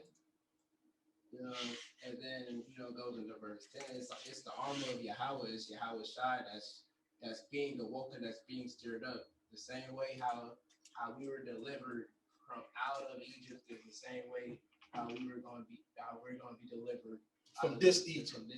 Come, hallelujah. Isaiah 51 and 9, the arm of YAH. Hallelujah. Hallelujah. Let's finish if I up. can also, go ahead. just real quick. because we know that the word waters also can refer to as people. And this is just how Yahweh declared the end all the way from the beginning in the book of Genesis 1. And I'm just going to read verse 7. And I have made the firmament and divided the waters which were under the firmament, waters which were above the firmament. And it was so. So even all the way back then in creation, he was making a distinction from the waters in the Shemayim, which are us, because you got that off your throne and came down here just like Hamashai, which were from the waters beneath the earth, which are the seed of the serpent. So I just wanted to say that too. Yep, that was good. Let's finish that up to verse 43 on down. You talking about Isaiah or you talking about back? No, go back to second Ezra. Why did you say 43? I'm so glad you did, because I said I'm about to read this thing. Because you said 50, and I was like, oh nah. We're gonna finish now. We're going back to second Ezra 15. And we're gonna finish second Ezra 15, verses 43 on down. That's so funny, man. How the Ruach is real, man. He's with us, family. He's The with Ruach us. is real. So I'm gonna just read it with no commentary, and then everybody can, if they got something to say. I'm gonna read all because you know how we will. Thank you, brother. And they shall go steadfastly unto Babylon and make her afraid. Make her afraid, family. So again, you got to keep it in context, because when you don't know the history, Babylon again is what? Another metaphor for the world. Because Babylon the Great don't fall to the end. So Egypt and Babylon, for our ancient ancestors, they kept referring to the world for us as either Egypt or Babylon. So the Most High making Babylon afraid right now is going to be Rome. Rome is going to, remember that castle was burning in Rome last year? They all crying and whatnot, that cathedral. But we happy because our ancestors were murdered in that basement. So the Most High making Babylon afraid, that's the world system. And we have no business being afraid because we're covered. We're inside the arm of YAH. Go ahead. They shall come to her and besiege her. The star and all wrath shall they pour out upon her. Then shall the dust and smoke go up unto the heaven, and all they that be about her shall bewail her. And they that remain under her shall do service unto them that have put her in fear. And in my opinion, it's talking about the United States here as well. But I'm, like I said, I'm not going to go too deep. And thou, Asia, that art partaker of the hope of Babylon, and art the glory of her, because see, Asia and China always want to usurp the United States. Woe be unto thee, thou wretch, because thou hast made thyself like unto her, and hast decked thy daughters in whoredom, that they might please the glory in thy lovers, which have always desired to commit whoredom with thee. So we got to unpack this, family. We got to unpack this. So verse 46 says, and thou, Asia, thou art the partaker of the hope of Babylon. Asia is an ancient word. You can look it up. Asia is an ancient word for east. So who's east of Babylon? Greece and Rome. So Rome, it continues on and lets you know, verse 47, because thou deck thy daughters in whoredom. What outfit did the Pope wears? That black and white? The fish hat? Like the Baal pastor. The ball that they gone. And they wear the colors of the great whore in Revelation, purple and scarlet. Everything y'all saying is dead on point. Y'all, the Pope's fish hat is for Dagon. You got that from Babylon. Your black and white that your priests wear, these collars, that's what the priest of Baal, that's the uniform of priest of Baal. And you can find that in Zechariah. They were called Kamarium. Kamarium, it means black, those who go about dressed in black. So when you see these pastors with the black and white collars, they got the outfit of Baal priest on. So this verse 47, you decked your daughters in whoredom. That's the Catholic Church. And if your pastor, your preacher wears those outfits, wears those hats like the Pope, they are the daughters of Babylon. They are the daughters of Babylon. Verse 48. Thou hast followed her that is hated in all her works and inventions. Therefore, saith the Most High. You going to church on Sunday? You got Easter baskets in your car? You got Christmas presents in your house? You sending your wife Valentine's Day gifts? Y'all going on Valentine's Day trips? Mother's Day? These are all things that Rome picked up from Babylon and the Romans put inside their Christian religion. You can't find thus saith Yah of any of these days. So when you celebrate the Roman calendar, you're celebrating Babylon. You are a daughter of Babylon. That's why we come from out of these people. That's why I don't want your Christmas ham. Well, I got some leftovers. If it's from Thanksgiving, you can keep it. Give it to the dog. I don't want nothing. You celebrate it for these pagans. But man, y'all too serious. Y'all is serious. You see when he killed people? Read on. What did you say? What did you say about the Carmenians? Kamarium. I'm mixing our native tongue with their pagan. We would say Kamarium. In the KJV, go to Zechariah. The priest of Baal, they dressed in black. They were called Kamarium. Oh, okay. Kamarium. Those who go about dressed in black, the priest of Baal. That's what they did. And the 50, and the glory of thy power shall be dried up as a flower when the heat shall arise that is sent over thee. Thou shalt be weakened as a poor woman with stripes, and as one chastened with wounds, so that the mighty and the lover shall not be able to receive thee. So let's drop down for the sake of time. Let's drop down to verse 56. 56. Like as thou hast done unto my chosen, saith the Most High, even so the Most High Elohim do unto thee, and shall deliver thee into mischief. Thy children shall die of hunger, and thou shalt fail or fall through the sword. Thy cities shall be broken down, and all thine shall perish with the sword in the field. Verse 58. They that be in the mountains shall die of hunger, and eat their own flesh, and drink their own blood, for very hunger of bread and thirst of water. This is not a metaphor, because it happened to us as we were running away from the Islam, the Muslims, the Ishmaelites. As we was running away from the Romans, we were eventually starting to eat our own children. Mothers were eating their own children. You can read about it in Apocrypha. The brothers walking through the streets smelled this great savior. Like, where's that smell coming from? They ran up into the Hebrewism house. Like, why you been holding out? We're dying starving. The mother said, sit down. You can eat with me. As they sitting down eating this good meat, the brother says, hey, where's your little son at? She says, he's on your plate. And tomorrow we eat your son. So this is not a metaphor. As our mothers had to eat their children, they're going to eat their own children and drink their own blood. This is not a metaphor. It's going to happen again. And he told us that it was going to happen to us in Deuteronomy. And then he also says in Deuteronomy that the curses are going to turn to them. So that would just land back and go right along with this statement, this scripture here, and then what you just expounded upon.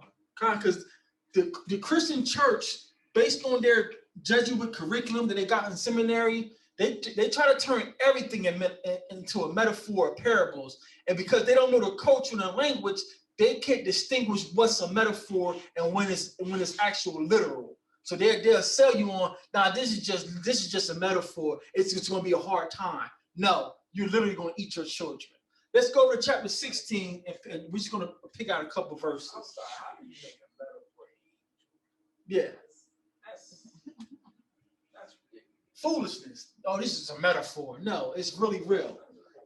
2nd Ezra 16, verse 1.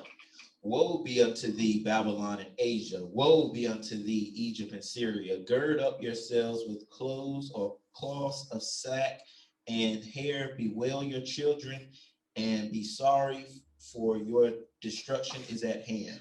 Last year, when they were showing them Syrian children being burnt, and they was accusing their own leader of burning the Syrian children up, I didn't feel sorry for those children, because I know what Syria did. Syria had bound themselves, or Syria had made a pact with Ephraim, northern Ephraim, to come get Judah. And the Most High was like, don't worry, Judah. Ephraim is going to be brought down to nothing, and Syria too. So you got to know who these people are. So when they show you their children crying and whatnot, because we're righteous people, our heartstrings go out for them. But you got to remember who they are.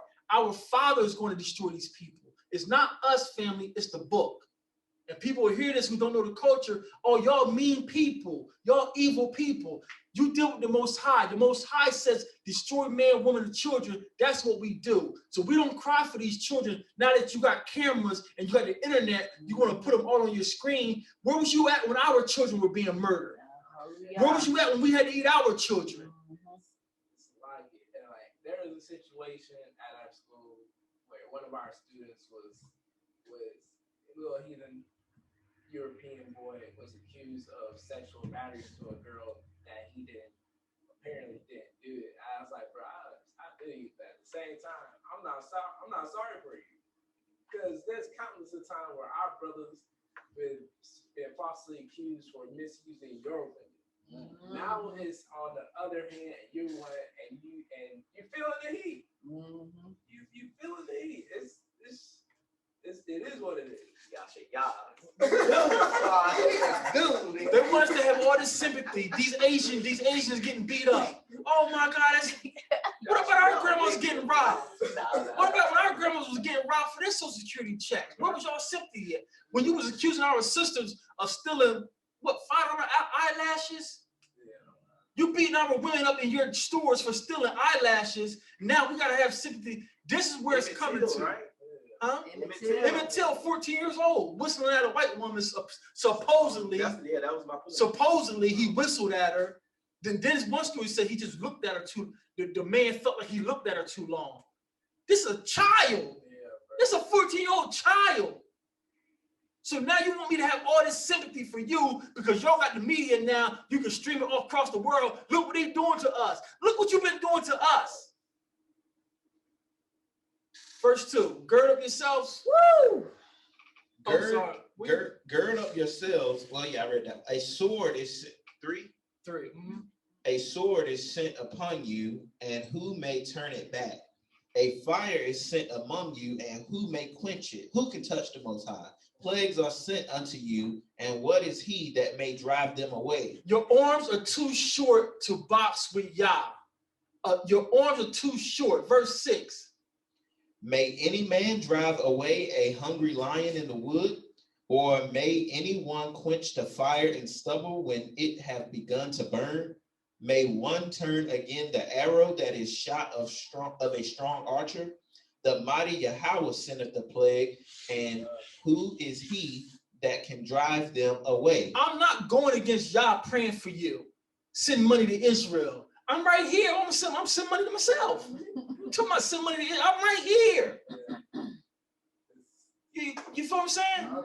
You don't want to help his children? Our children need. I want to say this since you brought it out. You going in. I just got to say this because this whole week, all this stuff been going on. And, you'll see these people here and there. And some of them be Israelites, not knowing Israelites, though, but still. They be like, we got to pray for Israel. We got to help. This has got to stop. And this, and this. And I'm like, oh, and then they post those things. America stands with Israel. And then some of the people who think that they're awoken and they're, conservatives, which we know we do have some things in common with them as far as beliefs and certain small things.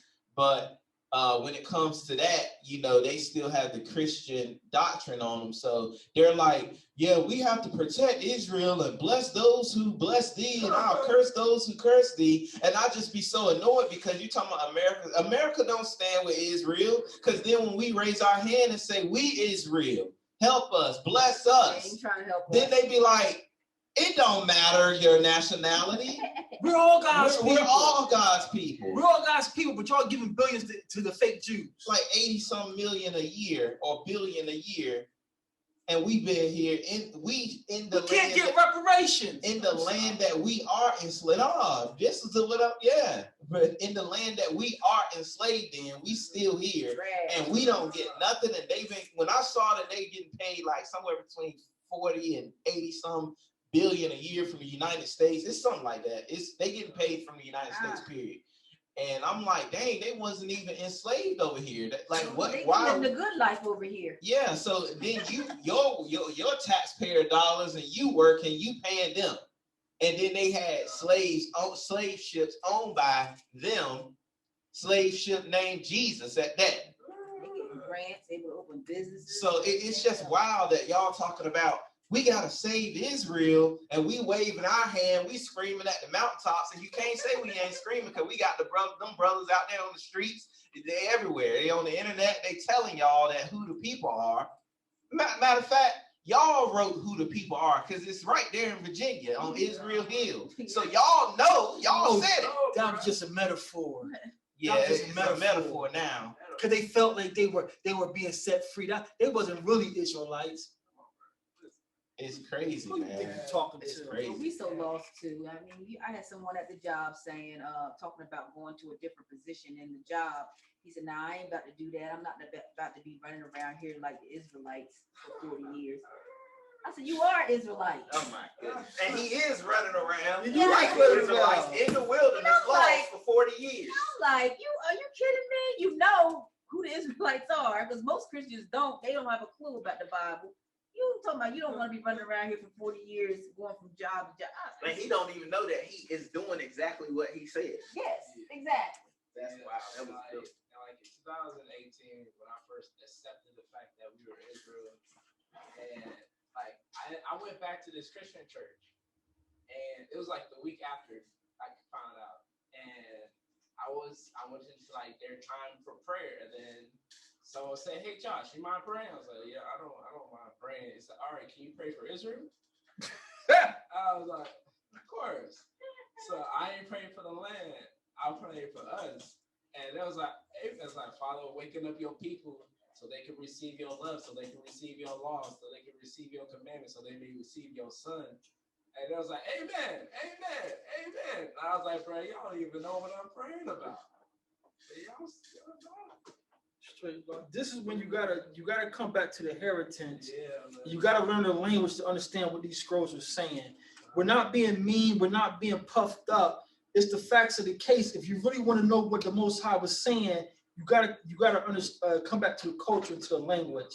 So something just pricked my spirit when we read this passage. Can you read verses 6 and 7 again? 2nd Ezra, chapter 16, verses 6 through 7. May any man drive away a hungry lion in the woods, or any one quench the fire in stubble when it hath begun to burn. May one turn again the arrow that is shot of a strong archer.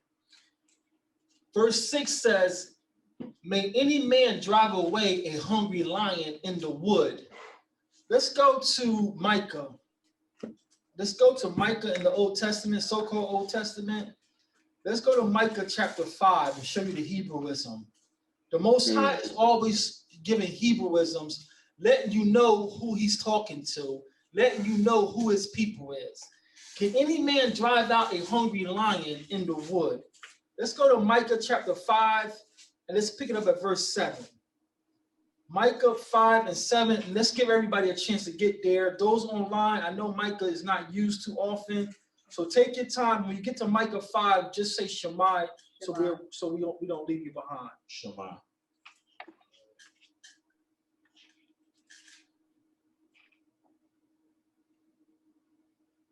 Shema. Shema. All right.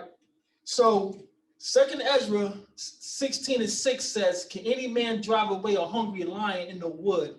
Read Micah 5 and 7 for us, Hop. And the remnant of Jacob shall be in the midst of many people as a dew from Yahweh, as the showers upon the grass, that tarrieth not for man, nor waiteth for the sons of men. So do in the morning time, family. If you go out in the morning to work like I do, I don't work from home like my wife. When I go out in the morning, there's dew on the grass. The dew is all over the grass. Even if you step in the grass, you can't help but get the dew on your foot. He says, Judah, the remnant of Jacob, is going to be like the dew of the grass in the morning. Read on. And the remnant of Yaakov shall be among the Gentiles in the midst of many people, as a lion among the beasts. As a what? As a lion among the beasts of the forest. So this translation says a lion among the beasts of the forest is the same as wood. That's why they want us quiet. That's why they shut down channels. That's why we don't broadcast all our lessons on Facebook and YouTube, because we are the lions among these nations. We're waking our brothers and sisters up and righteous strangers up, saying we are the people of the book. The law is alive, and Yah is coming back with his son to get us. We are the lions among these nations. That's why they don't want you to lock your hair up. That's why they don't want you wearing your beard, because you are frightful to them. We don't have dreadlocks. They're dreadful to you. We have locks. It's our heritage. But we are the lions that they are scared of. They are scared of us. Now he says, verse 7, it says, may one turn again the arrow that is shot of a strong archer. Let me show you who the strongest archer in the world is. Follow me over to Zechariah, please. Let me show you who the strongest archer in the world is.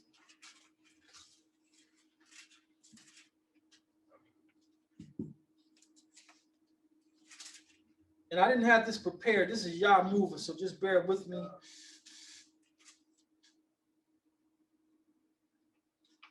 Is it 9? All right, you going to Zechariah 9? Because that's literally on my mind. That's literally what's on my mind. Hallelujah for Bereans. Let's go to Zechariah 9 and show you who the strongest archer in the world is. 9, and it starts at what, 10? Let's start at 10. And I will cut off the chariot from Ephraim and the horse from Jerusalem, and the battle bow shall be cut off, and he shall speak peace. And I will cut off the chariot from Ephraim and the horse from Jerusalem, and the battle bow shall be cut off, and he shall speak peace unto the heathen, and his dominion shall be from sea even to sea, and from the river even to the ends of the earth. Verse 11. As for thee, also by the blood of thy covenant, I have sent forth thy prisoners out of the pit as for thee, by the blood of thy covenant, I have sent forth thy prisoners out of the pit where is no water. Turn you to the stronghold, ye prisoners of hope.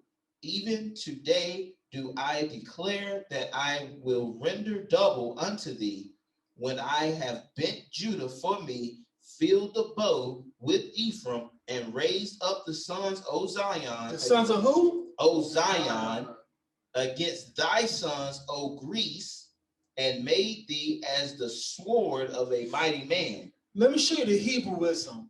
This is a future context. And how do we know this? Because he says, here's the Most High Yah. Here's the Most High Yah, the greatest archer. Because again, second Ezra 16 and 7 is the Most High talking.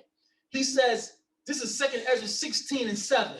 May one turn again the arrow that is shot of a strong archer, and it's referring to all the things the Most High is going to do. Now, Zechariah is talking for the Most High, or the Most High is talking through Zechariah, and the Most High says, I'm going to take Judah, and Judah's going to be my, SELAH, let me get this right. I'm going to take Judah, I'm going to bend Judah. The tribe of Judah is going to be the bow. And who's going to be the arrow? Ephraim's going to be the arrow that fills the bow. So if Judah is the bow and Ephraim is the arrow, the 12 tribes are back together. The 12 tribes have never been back together in world history. I challenge anybody to show me. The 12 real children of Israel have never been back together. So this is a future context. Yah says, I'm going to take Judah and I'm going to fill, Judah's going to be my bow, and Ephraim, the northern kingdom, is going to be my arrow, and I'm going to shoot this arrow against Greece. Wait a minute. Greece was defeated by the Romans. So is Greece rising back up? No. Your doctor's seminary is a Greek because he's teaching you Greek philosophy.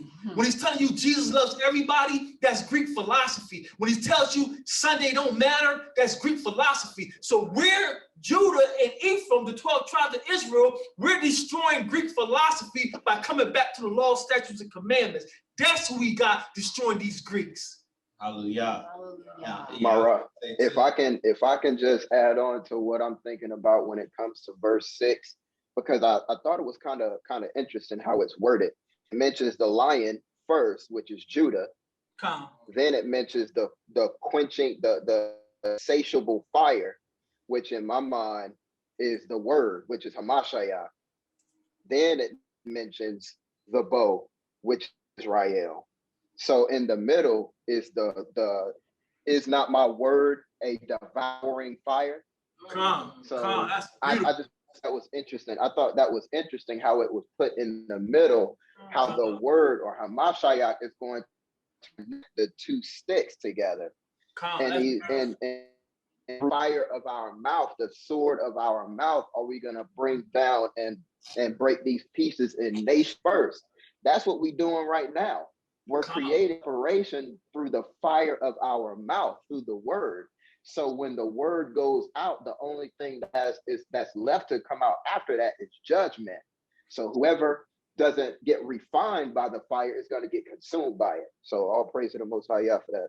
Hallelujah. That was a great breakdown. That was a great breakdown. Hallelujah. So family, you have something, Shamaria? Yes, the Zechariah 9.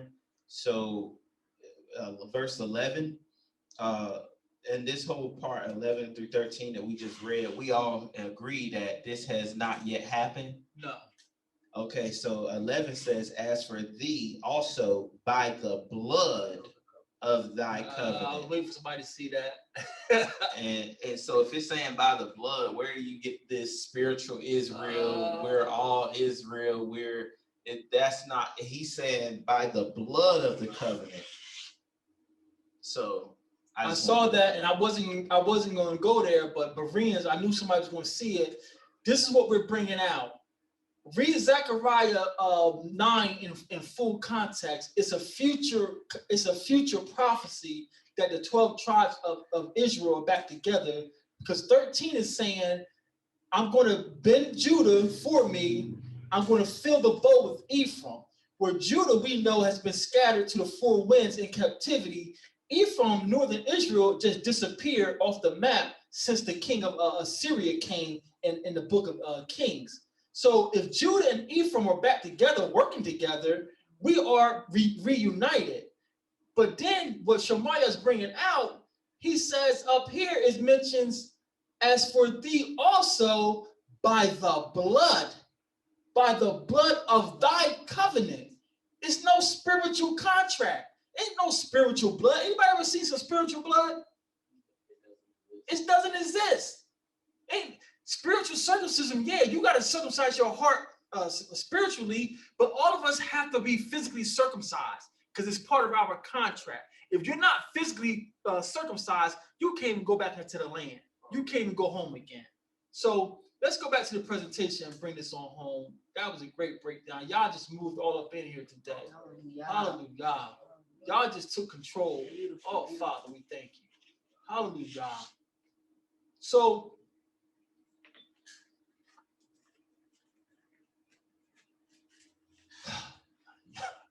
y'all go ahead and eat. Y'all hungry? I know Shemar, y'all ain't gonna eat. We can power through. We can power through. All right. So we gotta go through Second Baruch. It's gonna be real fast. We're going to Second Baruch, the apocalypse of Baruch. And if somebody write down Isaiah 54, Yah is moving today, family. Hallelujah. Hallelujah. Yah is moving. We're going to Second Baruch 20, Second Baruch 32, Second Baruch 72, and 2 Baruch 84. Hold on, let me write that down.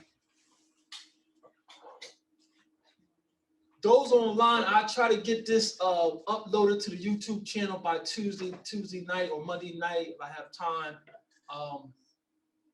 and get this cleaned up so you guys can have it. Okay. All right, so let's go to 2 Baruch.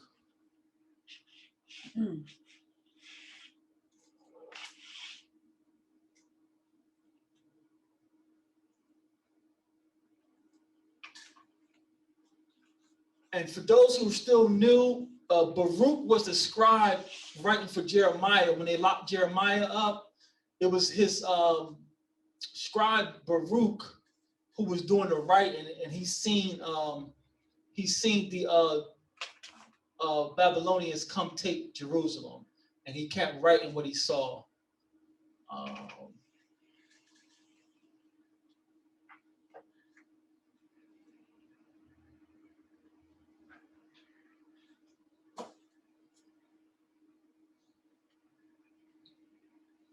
So this is 2 Baruch, also known as the Apocalypse of Baruch. And we're going to, what's the first one? 32? 21 through 21? Oh, 20? 20, 1 through 3. 20. I'm going to have to bring it down. Can you do the readable on that one? Yeah, thank you, Queen. Thank you. The water of I forgot that fast. So we want 20. 21 through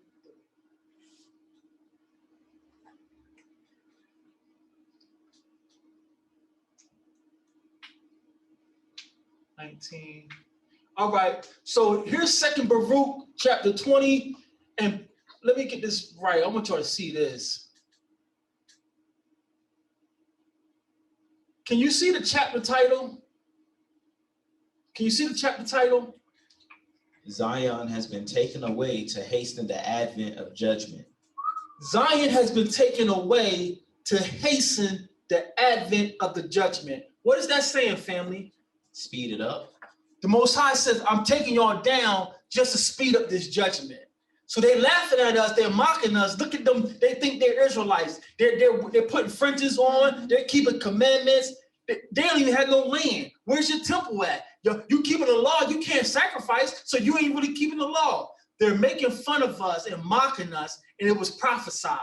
It was prophesied. Woe to you scoffers. But the Most High says, my children, I'm taking y'all down so I can speed the judgment up. So let's read 2 Baruch 20, verses 1 through 3. Therefore, behold, the days come, and the time shall hasten more than the former, and the season shall speed on more than those that are past. Don't y'all feel sometimes Yes. the week went fast? It's like, damn, just was Monday. No, this is happening. It's happening. This is no doubt about it, because I feel it personally. I've been feeling it, but confirmation is I see people online all day. I mean, Israelites and non-Israelites, but specifically Israelites, be feeling it. They be like, man, it's the Shabbat again. It's Saturday again. It's Imagine Passover you gotta cook again. Imagine you gotta cook and build lessons. Yeah. Like, I ain't been able to do nothing I want to do. I ain't do no stop training. I ain't working out. Everything just going. It's definitely supernatural. Supernatural. Therefore, behold, the days come, and the time shall hasten more than the former, and the season shall speed on more than those that are past, and the years shall pass more quickly than the present years. Therefore have I now taken away Zion, that I may more speedily visit the world in its season. Now, therefore, hold fast in your heart everything that I command you, and seal it in the recess of your mind. That's a good one, because that's being marked. Don't think the Most High is slack and he don't see us and we're not the people. A lot more of us are going to die and be beheaded, but I'm coming to get y'all. Hold on to what I command you in the recesses of your mind. When you see people fall out because they got this chemical in them, they got machines in them. When you see these robots come into your neighborhood, when you see these guard dogs that's built like bodybuilders, hold on. Don't be scared of their imaginations. When they got things flying, drones flying over your house, dropping off stuff, don't be scared. I'm still coming to get you. Go ahead, I've been holding on to this ever since I got up this morning, and I wasn't going to say anything, but what you're bringing out right now is a witness to what the Spirit has put on me this morning. So everybody has read and knows Psalms 91, but I listened to it. For the Spirit just put on me to listen to it over and over and over again today. So on my way to work this morning, I listened to it until I came in here. And it's interesting that your whole teaching is about the right arm of YAH. So if I could just read just a little bit of it, but because I was gonna ask a question in regards to who's speaking in the transition of the chapter. I was going to wait to the end. Since what you're talking about right now, we're here now. So if y'all don't mind, I'll just read the whole chapter. It's really short. Everybody knows it. But he that dwelleth in the secret place of the Most High shall abide under the shadow of the Almighty. So you're gonna be just like Shemariah said. I will say of now. It says Lord, but it's capital L, lowercase O-R-D.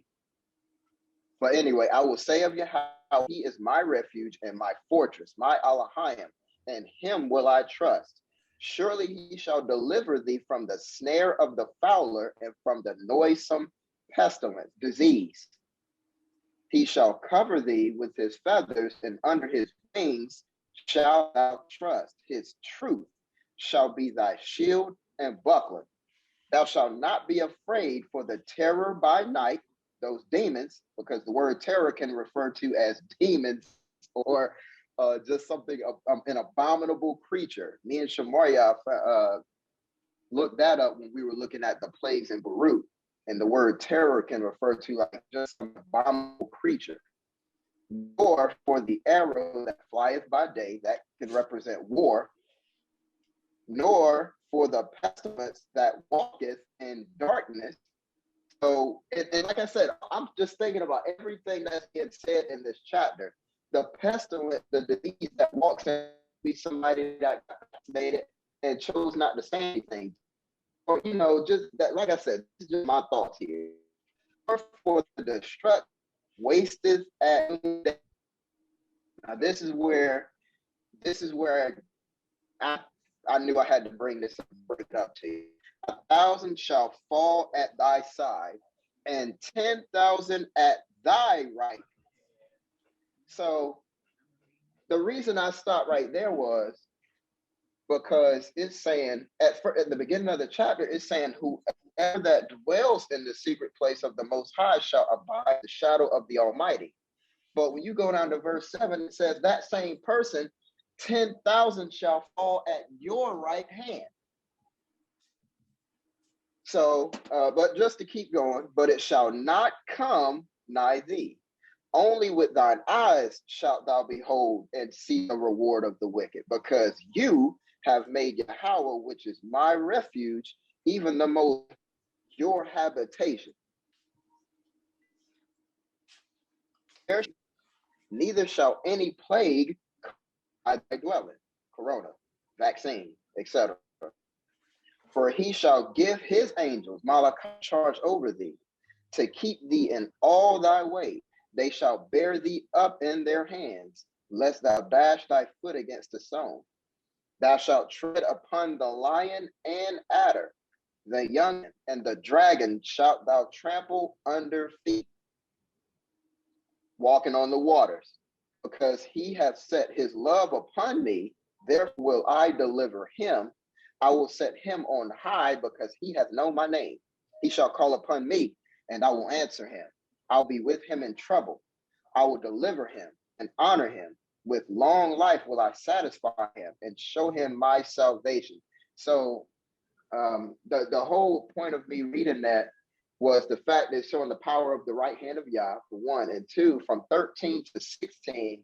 I just wanted to ask, it seems like the transition of the possession of who's speaking kind of changed.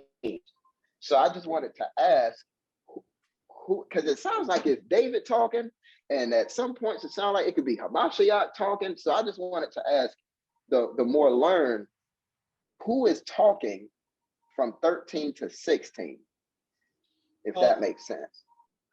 Well, first of all, this is confirmation because I started to have this at the Kathab reading today.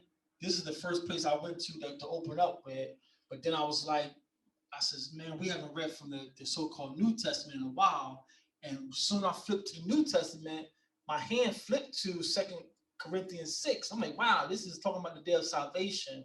So this is confirmation, because this is what the first Kathab reading for today was going to be Psalms 91. Now, and you also are correct with your eye. Most of Psalms was not written by David. David was recording it, but most times David was in the spirit, and it's Hamashiach, it's the second David or Hamashiach speaking. So a lot of times, like you're seeing here, he says, there's one Psalms, I think Psalms 21 or 23. 22, he said, I will declare your name in the midst of my brothers. That's Hamashiach. So a lot of these songs that we're reading, it's Hamashiach. He's been with us the whole time. So that was a great eye, and that's confirmation that the Spirit is here today, because that started to open us up. I was going to open us up with Psalms 91. So, hallelujah, hallelujah. That was a great eye, great eye. Let's move on to 2 Baruch. I was going to go to 32, but 31 is short. So let's read 2 Baruch 31. It's real short. 2 Baruch 31.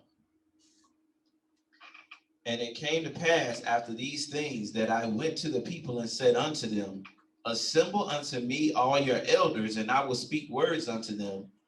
And they all assembled in the valley of Kidron. And I answered and said unto them, Hear, O Israel, and I will speak to you. Shema Yasha'Allah. And give ear, O seed of Yaakov, and I will instruct you. What do you tell them to do, Al? Forget not Zion, but hold in remembrance the anguish of Jerusalem. For lo, the days come when everything that is shall become the prey of corruption and be as though it had not been. So Baruch is warning them, don't forget Zion, because the Most High just showed Baruch how bad he's about to do Zion just so he can judge the world. So Baruch is telling our elders, don't forget Zion. You're going to go to a land. When our fathers was in those fields, they had to hold on to them songs. Swing low, sweet chariot, coming forth to carry me home. That got them through them sun up to sundown. Kumbaya, my Yah. They wasn't speaking broken English. They were saying, Kwam Yasha'Allah. They were saying, rise up in Yah. I'm singing down the road to my brother. I see my brother getting faint. I see him holding his back. So I say, Kumbaya, rise up in Yah. This is not the final. This cotton field is not going to be the end of us. This is all for Zion, family. These days are coming. You think of Zion. We're going back home. Hallelujah. 2 Baruch 32. 2 Baruch 32, 1 through 6. But as for you, if you prepare your hearts so as to sow in them the fruits of the Torah, it shall protect you in the time, or in that time in which Elohim is to shake the whole creation. Sow in them the fruits of the law. When the Most High is about to shake this whole creation, we're going to see some things. Hold on to the law. No, Father, I don't know it all. Yes, Father, I'm still struggling with this addiction. Yes, Father, I know I messed up today, but I'm holding on, Father. You said if I come to you in sincerity and confess my sin, you forgive me. I'm holding on. I'm holding on. Read on. Because after a little time, The building of Zion will be shaken in order that it may be built again. That it may be what? That it may be built That it may again. be what? It may be built again. So they laughing at us over here in America. They're laughing at us brothers in Jamaica. They're laughing at the brothers in UK. Y'all not no Israelites. Y'all not the Jews. The Jews are over there. Why they under fire right now? Why they under fire right now if they the real Jews? Read on. But that building will not remain, but will again after a time be rooted out and remain desolate until the time. Remain desolate until when? The time. Who are those in the land? Y'all says it's going to be desolate. And afterwards it must be renewed in glory and perfected forevermore. For how long? Forevermore. Y'all buildings are getting destroyed right now. That's not forever. And we ain't coming up to keep the tabernacles if we the Gentiles either. Yeah. So that prophecy ain't happening. Therefore, we should not be distressed so much over the evil which has now come over as we. Therefore, we should not be distressed so much over the evil which has now come as over that which is still to be. He says, listen, it's about to get worse. Y'all think y'all got it bad now because Nebuchadnezzar came and destroyed the temple? Baruch is saying, I seen some things worse. I seen our sons on slave ships. I seen our daughters being raped. I seen our daughters having babies ripped out of their stomach. Baruch is saying, y'all ain't seen nothing yet. Y'all still know y'all language. Y'all still know who y'all are. I seen days when they ain't gonna know they're holy people. I see they're gonna be swallowing swine and think they eating right. Right. That's what Baruch is telling them. Y'all think y'all got it bad? Y'all right here mourning. Our people are going over the great river. And they won't even be able to find their way back to Zion. That's what Baruch is telling them. Y'all suck it up, because worse days is coming. That's what he's telling them. Read on. For there will be a greater trial than these two tribulations when the mighty one will renew his creation. And now do not draw near to me for a few days, nor seek me till I come to you. And it came to pass when I spoken to them all these words that I, Baruch, went my way. And when the people saw me setting out, they lifted up their voice and lamented and said, to where are you departing from us, Baruch? And are you forsaking us as a father who forsakes his orphan children and departs from them? So that's going to happen to us. All our families who shunning us, and y'all ain't come around Christmas, y'all weird. When they see that Yah is with us, when that Shekinah glory is back over our house, now they're going to fly. Where you going? Where you going? Now you want to be with me. While we're trying to get you to come back to this thing right now. That's what they're saying. Now they want to listen to Baruch. Baruch, where you going? We see Yah is still with you. But I want you to take, we went here to show you that Zion is going to be rebuilt, and it's going to be rebuilt forevermore. Right now, they're bombing over there. So that's not the real Zion. What's the next one we going to, family? Back then they didn't want us. Now they all up on us. Now we hot, they all up on us. They all up on us. You're gonna want real Zion around you. You're gonna want to be with real Israelites who are righteous. I don't care if you're black, brown, green, or red or white. I care if you're righteous. That's what we care about. What's the next chapter we're going to? 2nd Baruch, chapter 72. The water Rabbah. We're about done, family. Hang in there. We're about done. The Rawak just came and just tore this lesson up today. That's why I'm telling you, young teachers, just leave room for the spirit. Don't think you got to get through your lesson. Leave room for the Rawak to move.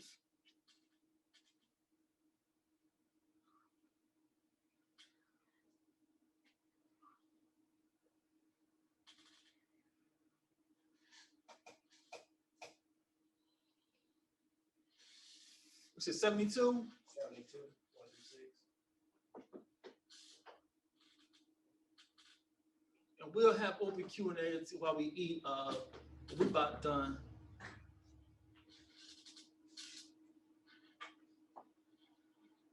If you haven't spent time with 2nd Baruch, please, all his letters, they do your heart good. They'll give you some hope. The Most High is not forsaking us.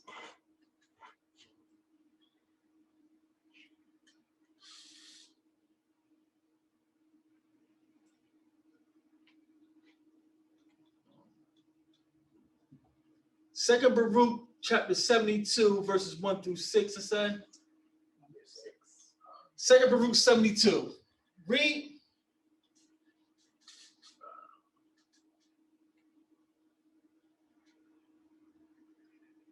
Hear now also regarding the bright lightning, which is to come at the consummation after these black waters. This is the word. After the signs have come, of which you were told before, when the nations became turbulent and become turbulent, and the time of my Messiah is come, he shall both summon all the nations. Listen. One of the debates that the seminary teachers teach you about these books that we're reading, the so-called lost books and the so-called pseudepigraphers, the seminary, the Jesuit curriculum says those books, for one, this is them talking, those books never mention Christ. Can you read that again, Up? After the signs have come, of which you were told before, when the nations become turbulent, and the time of my Messiah is come. That's our Christ, the real Messiah. Read on. He shall both summon all the nations, and some of them he shall spare, and some of them he shall slay. Hamashiach is going to spare some nations, but some nations he's going to kill. Which nations he's going to spare, Ab? These things therefore shall come upon the nations which are to be spared by him.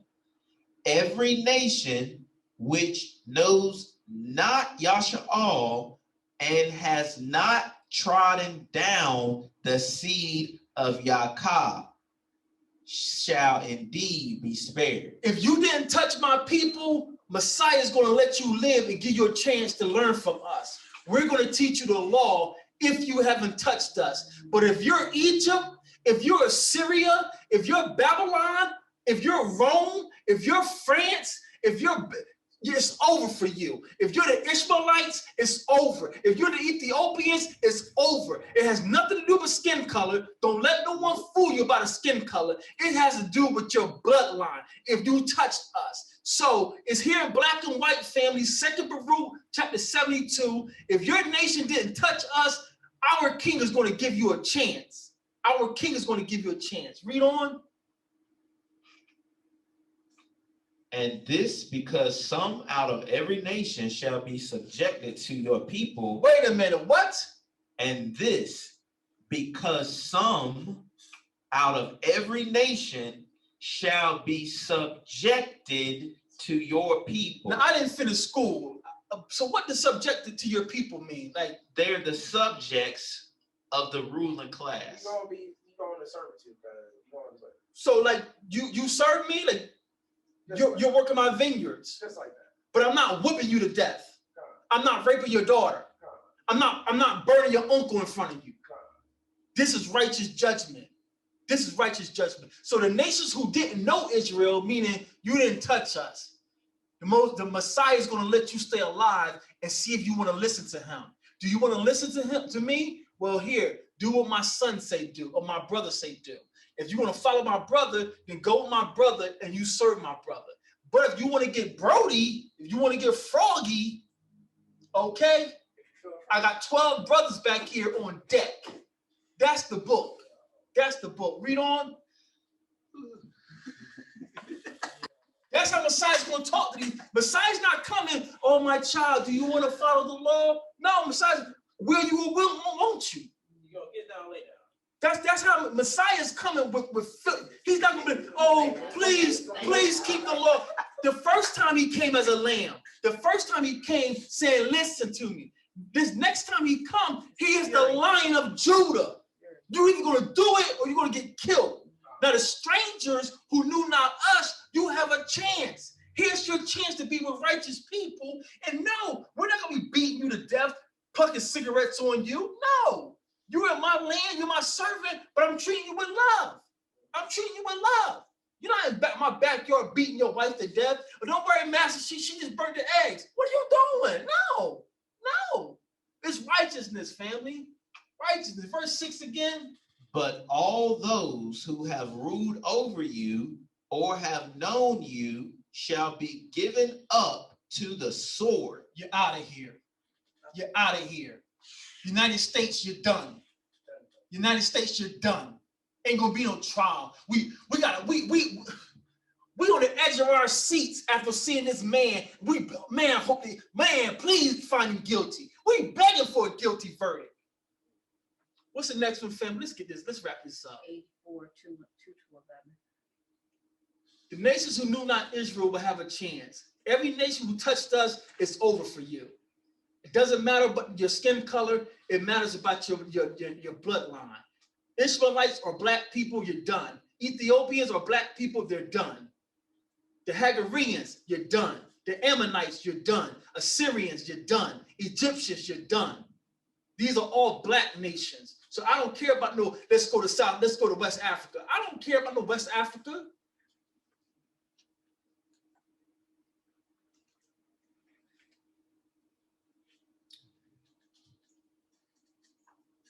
Second Baruch 84.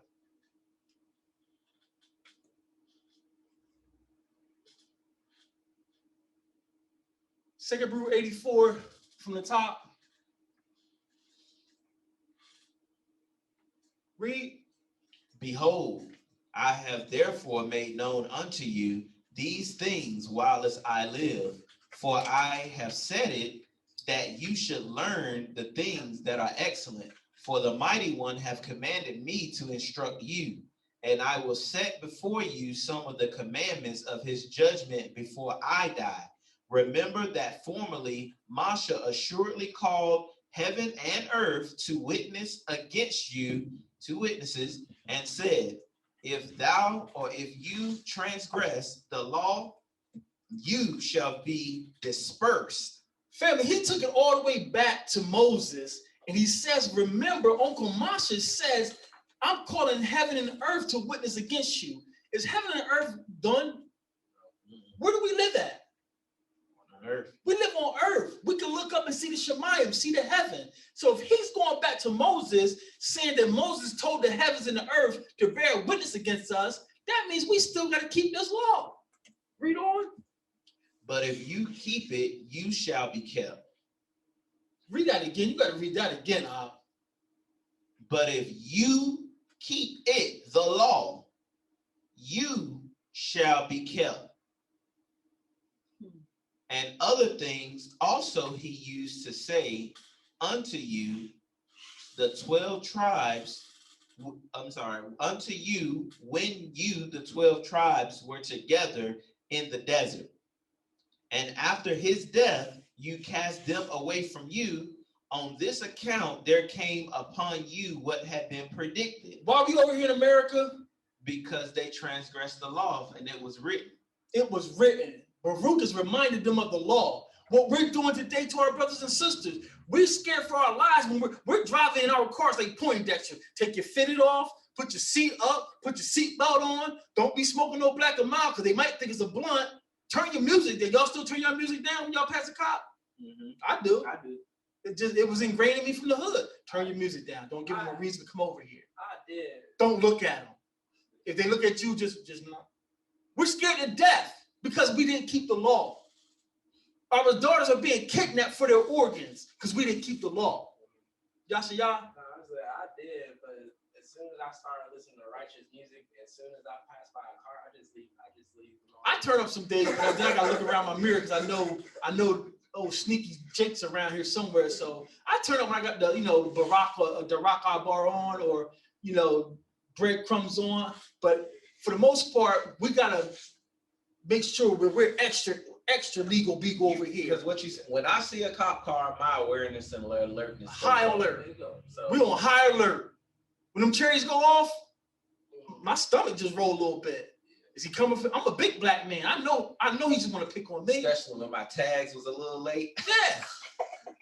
We're in fear of our lives because Moses told us that.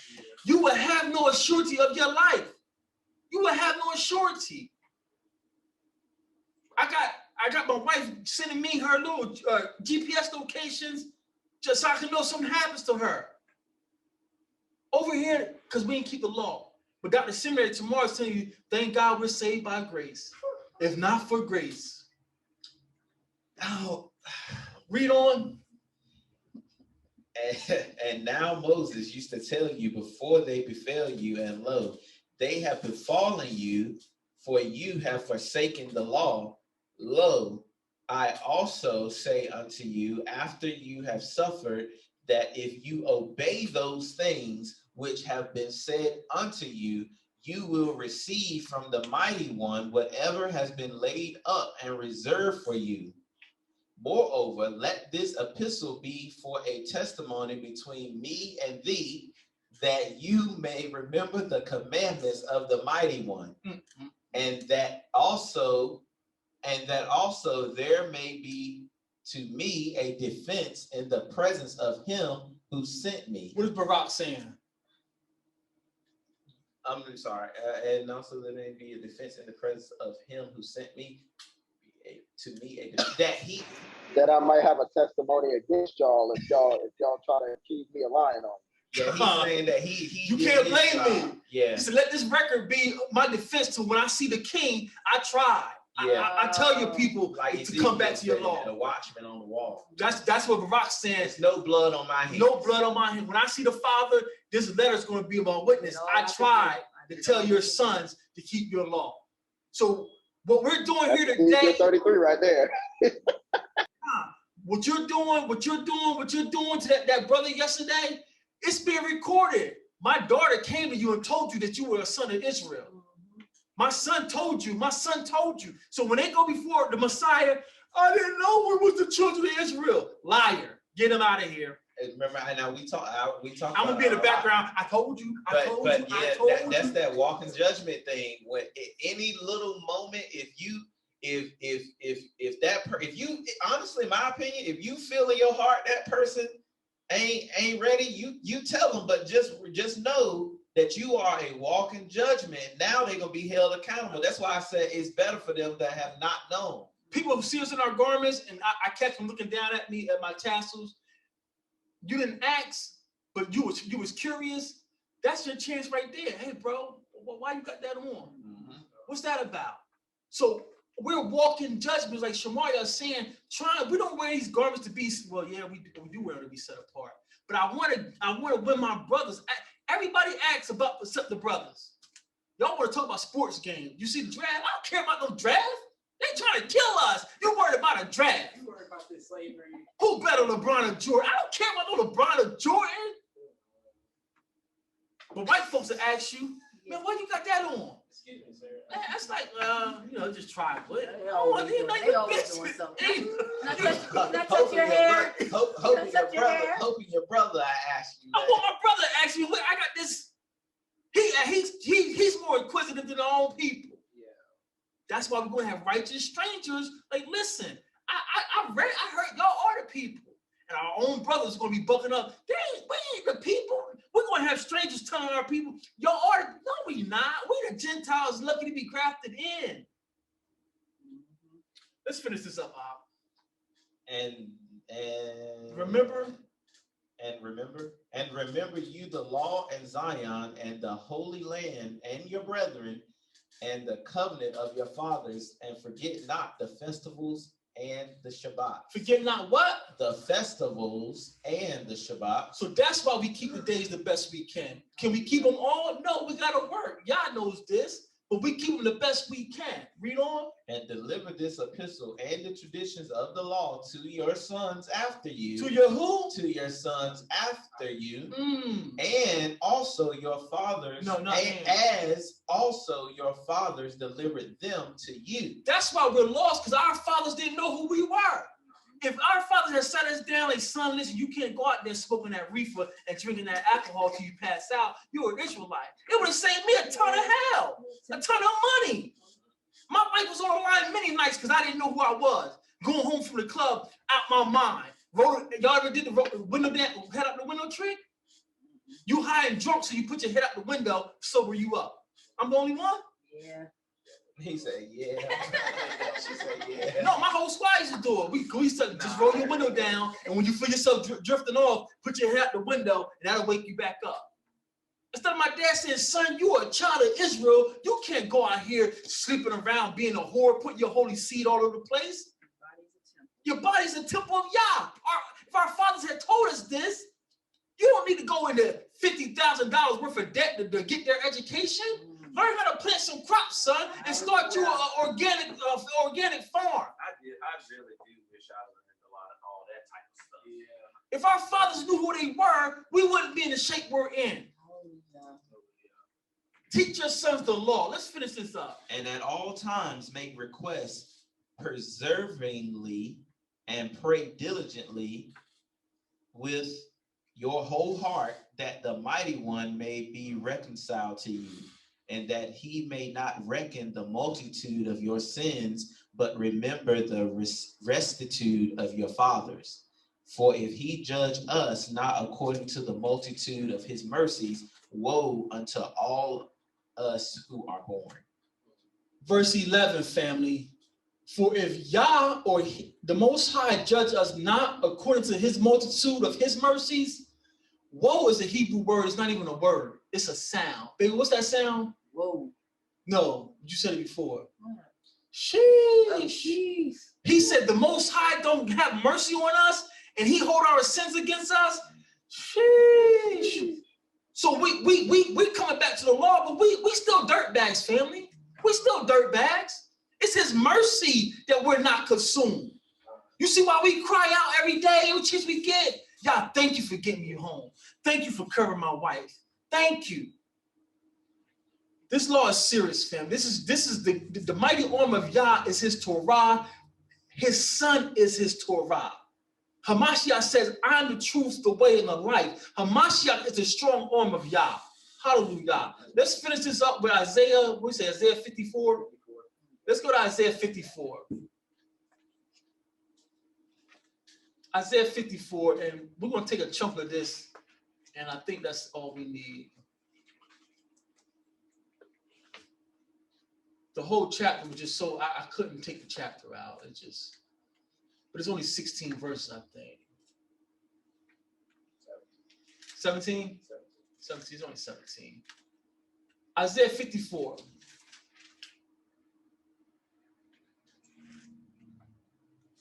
We start which part? Isaiah 54 and 1. Sing, O barren, thou that didst not bear, break forth into singing. Oh, sorry about that.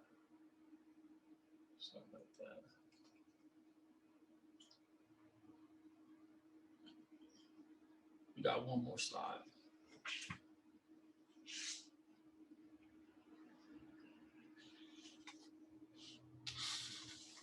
Okay, go ahead. And cry aloud that thou that didst not travail with child, for more are the children of the desolate than the children of the married wife, saith Yahweh. Enlarge the place of thy tent, and let them stretch forth the curtains of thine habitations. Spare not, lengthen the cords, and strengthen thy stakes. Who's he talking to, family? Who's the Most High talking to? He says, lengthen your cords. He's talking to the land. The Most High is telling the land, our land, he's telling the land, get ready for my sons. He says, sing, O barren that did not bear, break forth into singing and cry aloud. Thou that did not travail with child, for more are the children of the desolate than the children of the married wife. We are the children of the desolate. He says the ones who, the remnant that left, they're going to be more than the children that was here the first time, the married wife. He says, so he's telling the land, get ready. You're about to have more children, more than your first Zion. What did he tell them? He says in Deuteronomy, when y'all come back to me, I'm going to multiply y'all Greater than your fathers. So you think Solomon had a temple? Wait till we get back there. You think the Israelites gave you problems? Wait till we get back there. That's what he's saying. He's telling the land to get ready for my sons. That ties into what Ezra was saying when he saw the vision of the woman weeping in the field that lost her child. And he said, what you weeping for? He said, because I lost my son, so I'm going to stay out here in this field until I die. He said, you think you more pitiful than the earth, who more children than anybody? So we lost the nation. So we lost the whole nation, and you're mourning for one son. We lost Israel. Great eye. Read on. Enlarge the place of thy tent, and let them stretch forth the curtains of thine habitations. Spare not, lengthen thy cords, and strengthen thy stakes. For thou shalt break forth on the right hand and on the left, and thy seed shall inherit the Gentiles. Thy seed shall what? Inherit the Gentiles. I thought there is no more Greek or Jew in Christ. I thought we are the same people in Christ. Thy seed shall what? Inherit the nations. So Trump's property, that's my wealth. What's the man own Tesla? That's my wealth. The Amazon cat, that's mine. Yeah, Elon Musk. Tesla. I applaud you. Your stock price is $600. Thank you. It's all mine. It's all mine. Because when we get back home, we don't need no money. Shamar, y'all got a winery, that good wine. Y'all got the good garments. My wife got a kitchen. What we need money for? Out here, my wife made you a plate. Let me get some of that good wine you got. You know what? My wife made a major meal, Yashiyah. Let me get some of them good garments you got. We don't need money. One of my Marahs, he said that we'll be if you're trying to get some type of example similar to what it would be like the Saudi royal family. When you born into that royal family, you don't work. You do whatever your passion is. Of course, it's a little different. It's similar to you, but he's just saying, for them, they do whatever their passion is. Everybody, they own everything over there. So you don't have to go out and search for a job the way that we do. So now you can focus on, keeping the law. For us, keeping the law, minding the fields, or having someone mind the fields for you. Like, we'll have these things, and we won't have to charge our brothers and sisters arms and legs, to have these different things of that nature. So it's just something I pray that I really, I just really want to just experience that. I pray that I'm accounted worthy, because it's just that's why he said you have Shabbat, you have rest. You just waking up. It's no worries. It's no stress. I mean, and he said this. It's gonna be no stress. I just look forward to that. Who don't want to get back to this? Fear not. Fear not, for thou shalt not be ashamed, neither be thou confounded, for thou shalt not be put to shame. For thou shalt forget thy shame, or the shame of thy youth, and shalt not remember the reproach of thy widowhood anymore. Drug addiction, porn addiction, jail, prison. Don't forget about it. That was all in captivity. You didn't know no better. We're back home. We know who we are now. There's no more shame. You said that when we talked the other night. Yeah, no more shame. For thy maker is thine husband. Yahweh Tzabayam is his name, and thy redeemer, the Holy One of Yasha'al, the Alahayim of the whole earth, he be called. So that's all we needed. That's all we needed. He's the Holy One of Yasher Allah. This thing is specific. Now, the God of the whole earth, yes, he owns the whole earth. But the text is always telling you the focus of the Most High is the children of Yasher Allah. So let's finish this up. The strong arm of YAH.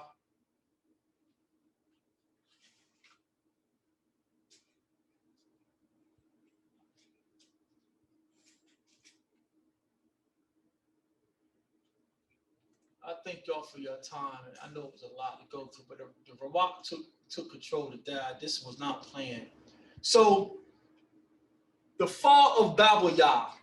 Babylon or Babylonia is YAH, when YAH confused the languages. So the correct term or our term, we say YAH. YAH confused the language. Let's finish this lesson up. The mighty or strong arm of YAH. Let's go to Kazawan Bahamashiach. Kazawan Bahamashiach is the revelation of the Messiah. Let's go to Revelation chapter 18, and we're going to close out with verses 1 through 6. Revelation chapter 18, verses 1 through 6. Shema, when you with us? Shema.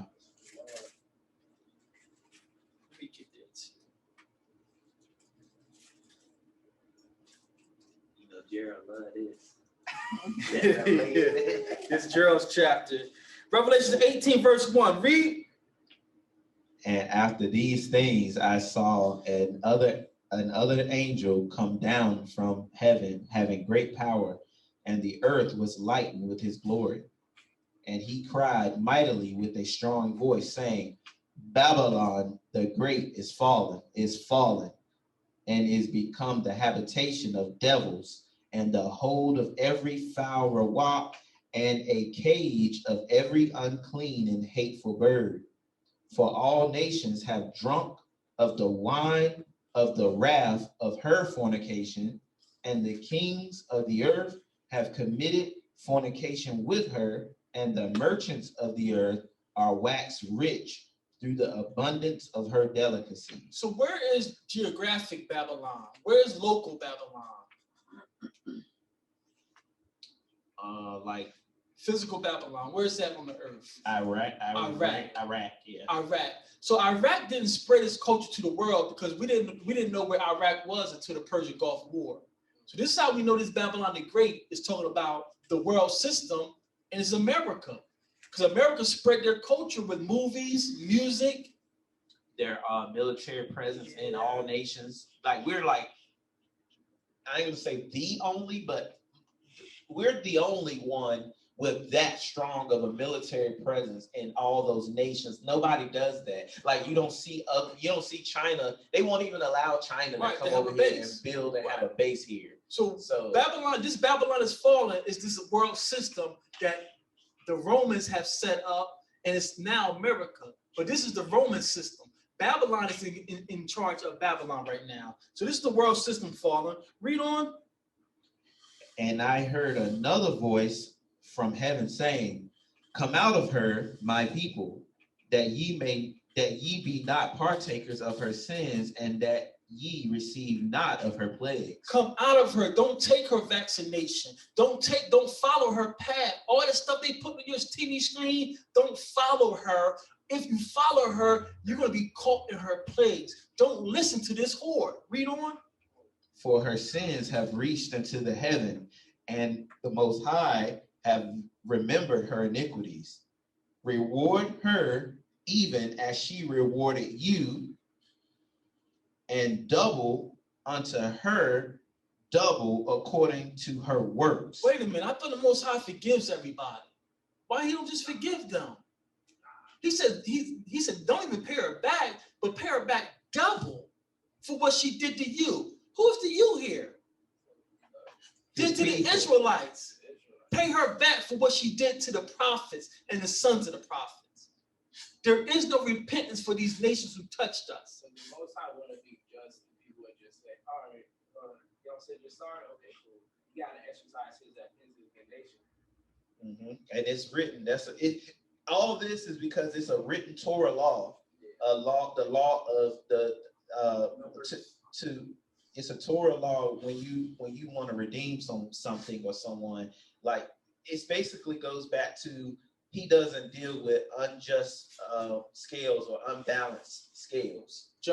That's what judgment is. That's what judgment. Just scales is what the Most High is about. I know you're going to sin, so when you sin, we got to make it right.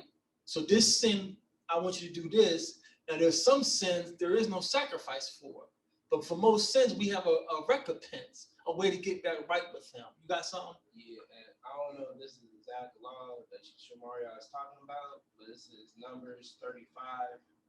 Sorry, at verse 33. So ye shall not pollute the land wherein ye are, for blood defileth the land, and the land cannot be cleansed of the blood that is shed therein, but by the blood of him that shed it.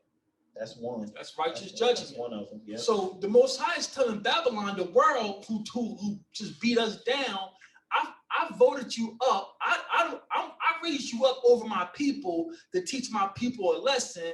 You just took it too far, telling them they could sleep with whoever, use what you got to get what you want. Oh, you ain't gotta honor your word. I said I was gonna make a deal with him for 500 million, but I only gave him 100 million. I stole his wife. I stole this man. We learned all this wickedness in Babylon. We're still right now trying to conduct businesses like them. So the Most High says, finishes out verse 6. Reward her even as she rewarded you, and double unto her, double according to her works. In the cup which she hath filled, fill to her double. Give her twice as much as she gave you. And that's what we're telling our family. If you don't trust in the strong arm of YAH, which is his son, the only begotten Messiah, you're going to be lumped up with these heathens. You're going to have to get these plagues of these nations. So that's today's class, family, the strong arm of YAH, and it's Yahawashi. Yahawashi is a metaphor, it's a euphemism. So we trust in the Most High through the blood and power of his son. If you get lumped up with these nations, you can't say the Most High didn't send teachers, didn't send someone in your path. Maybe he had on fringes, maybe they just wasn't eating swine. If you notice one of your coworkers every day not eating swine, that's a clue. Ask them why. All of us on our own platforms are trying to reach our family and friends, and they're not going to have an excuse to stand on when Messiah comes and say, depart from me. So that's it, family. Today's lesson is the right arm of YAH, and that's the blood of our King, and that's what we stand on. With that, I close out for questions, comments, and concerns. It just goes on what you were talking about earlier with the apocalypse of Baruch, how he was being a watchman for the nation. So when the time comes, people will be without excuse for one, the blood won't be on his hands. Jeremiah did the same in Babylon when he was prophesying, said we would have healed Babylon, but she will not be healed. So, you know, it's the same pattern over and over again. And I wanted to comment on this a little while back when y'all brought out Matazariam from the waters, and I started thinking about baptism, because we know the water represents the grave. Mm-hmm.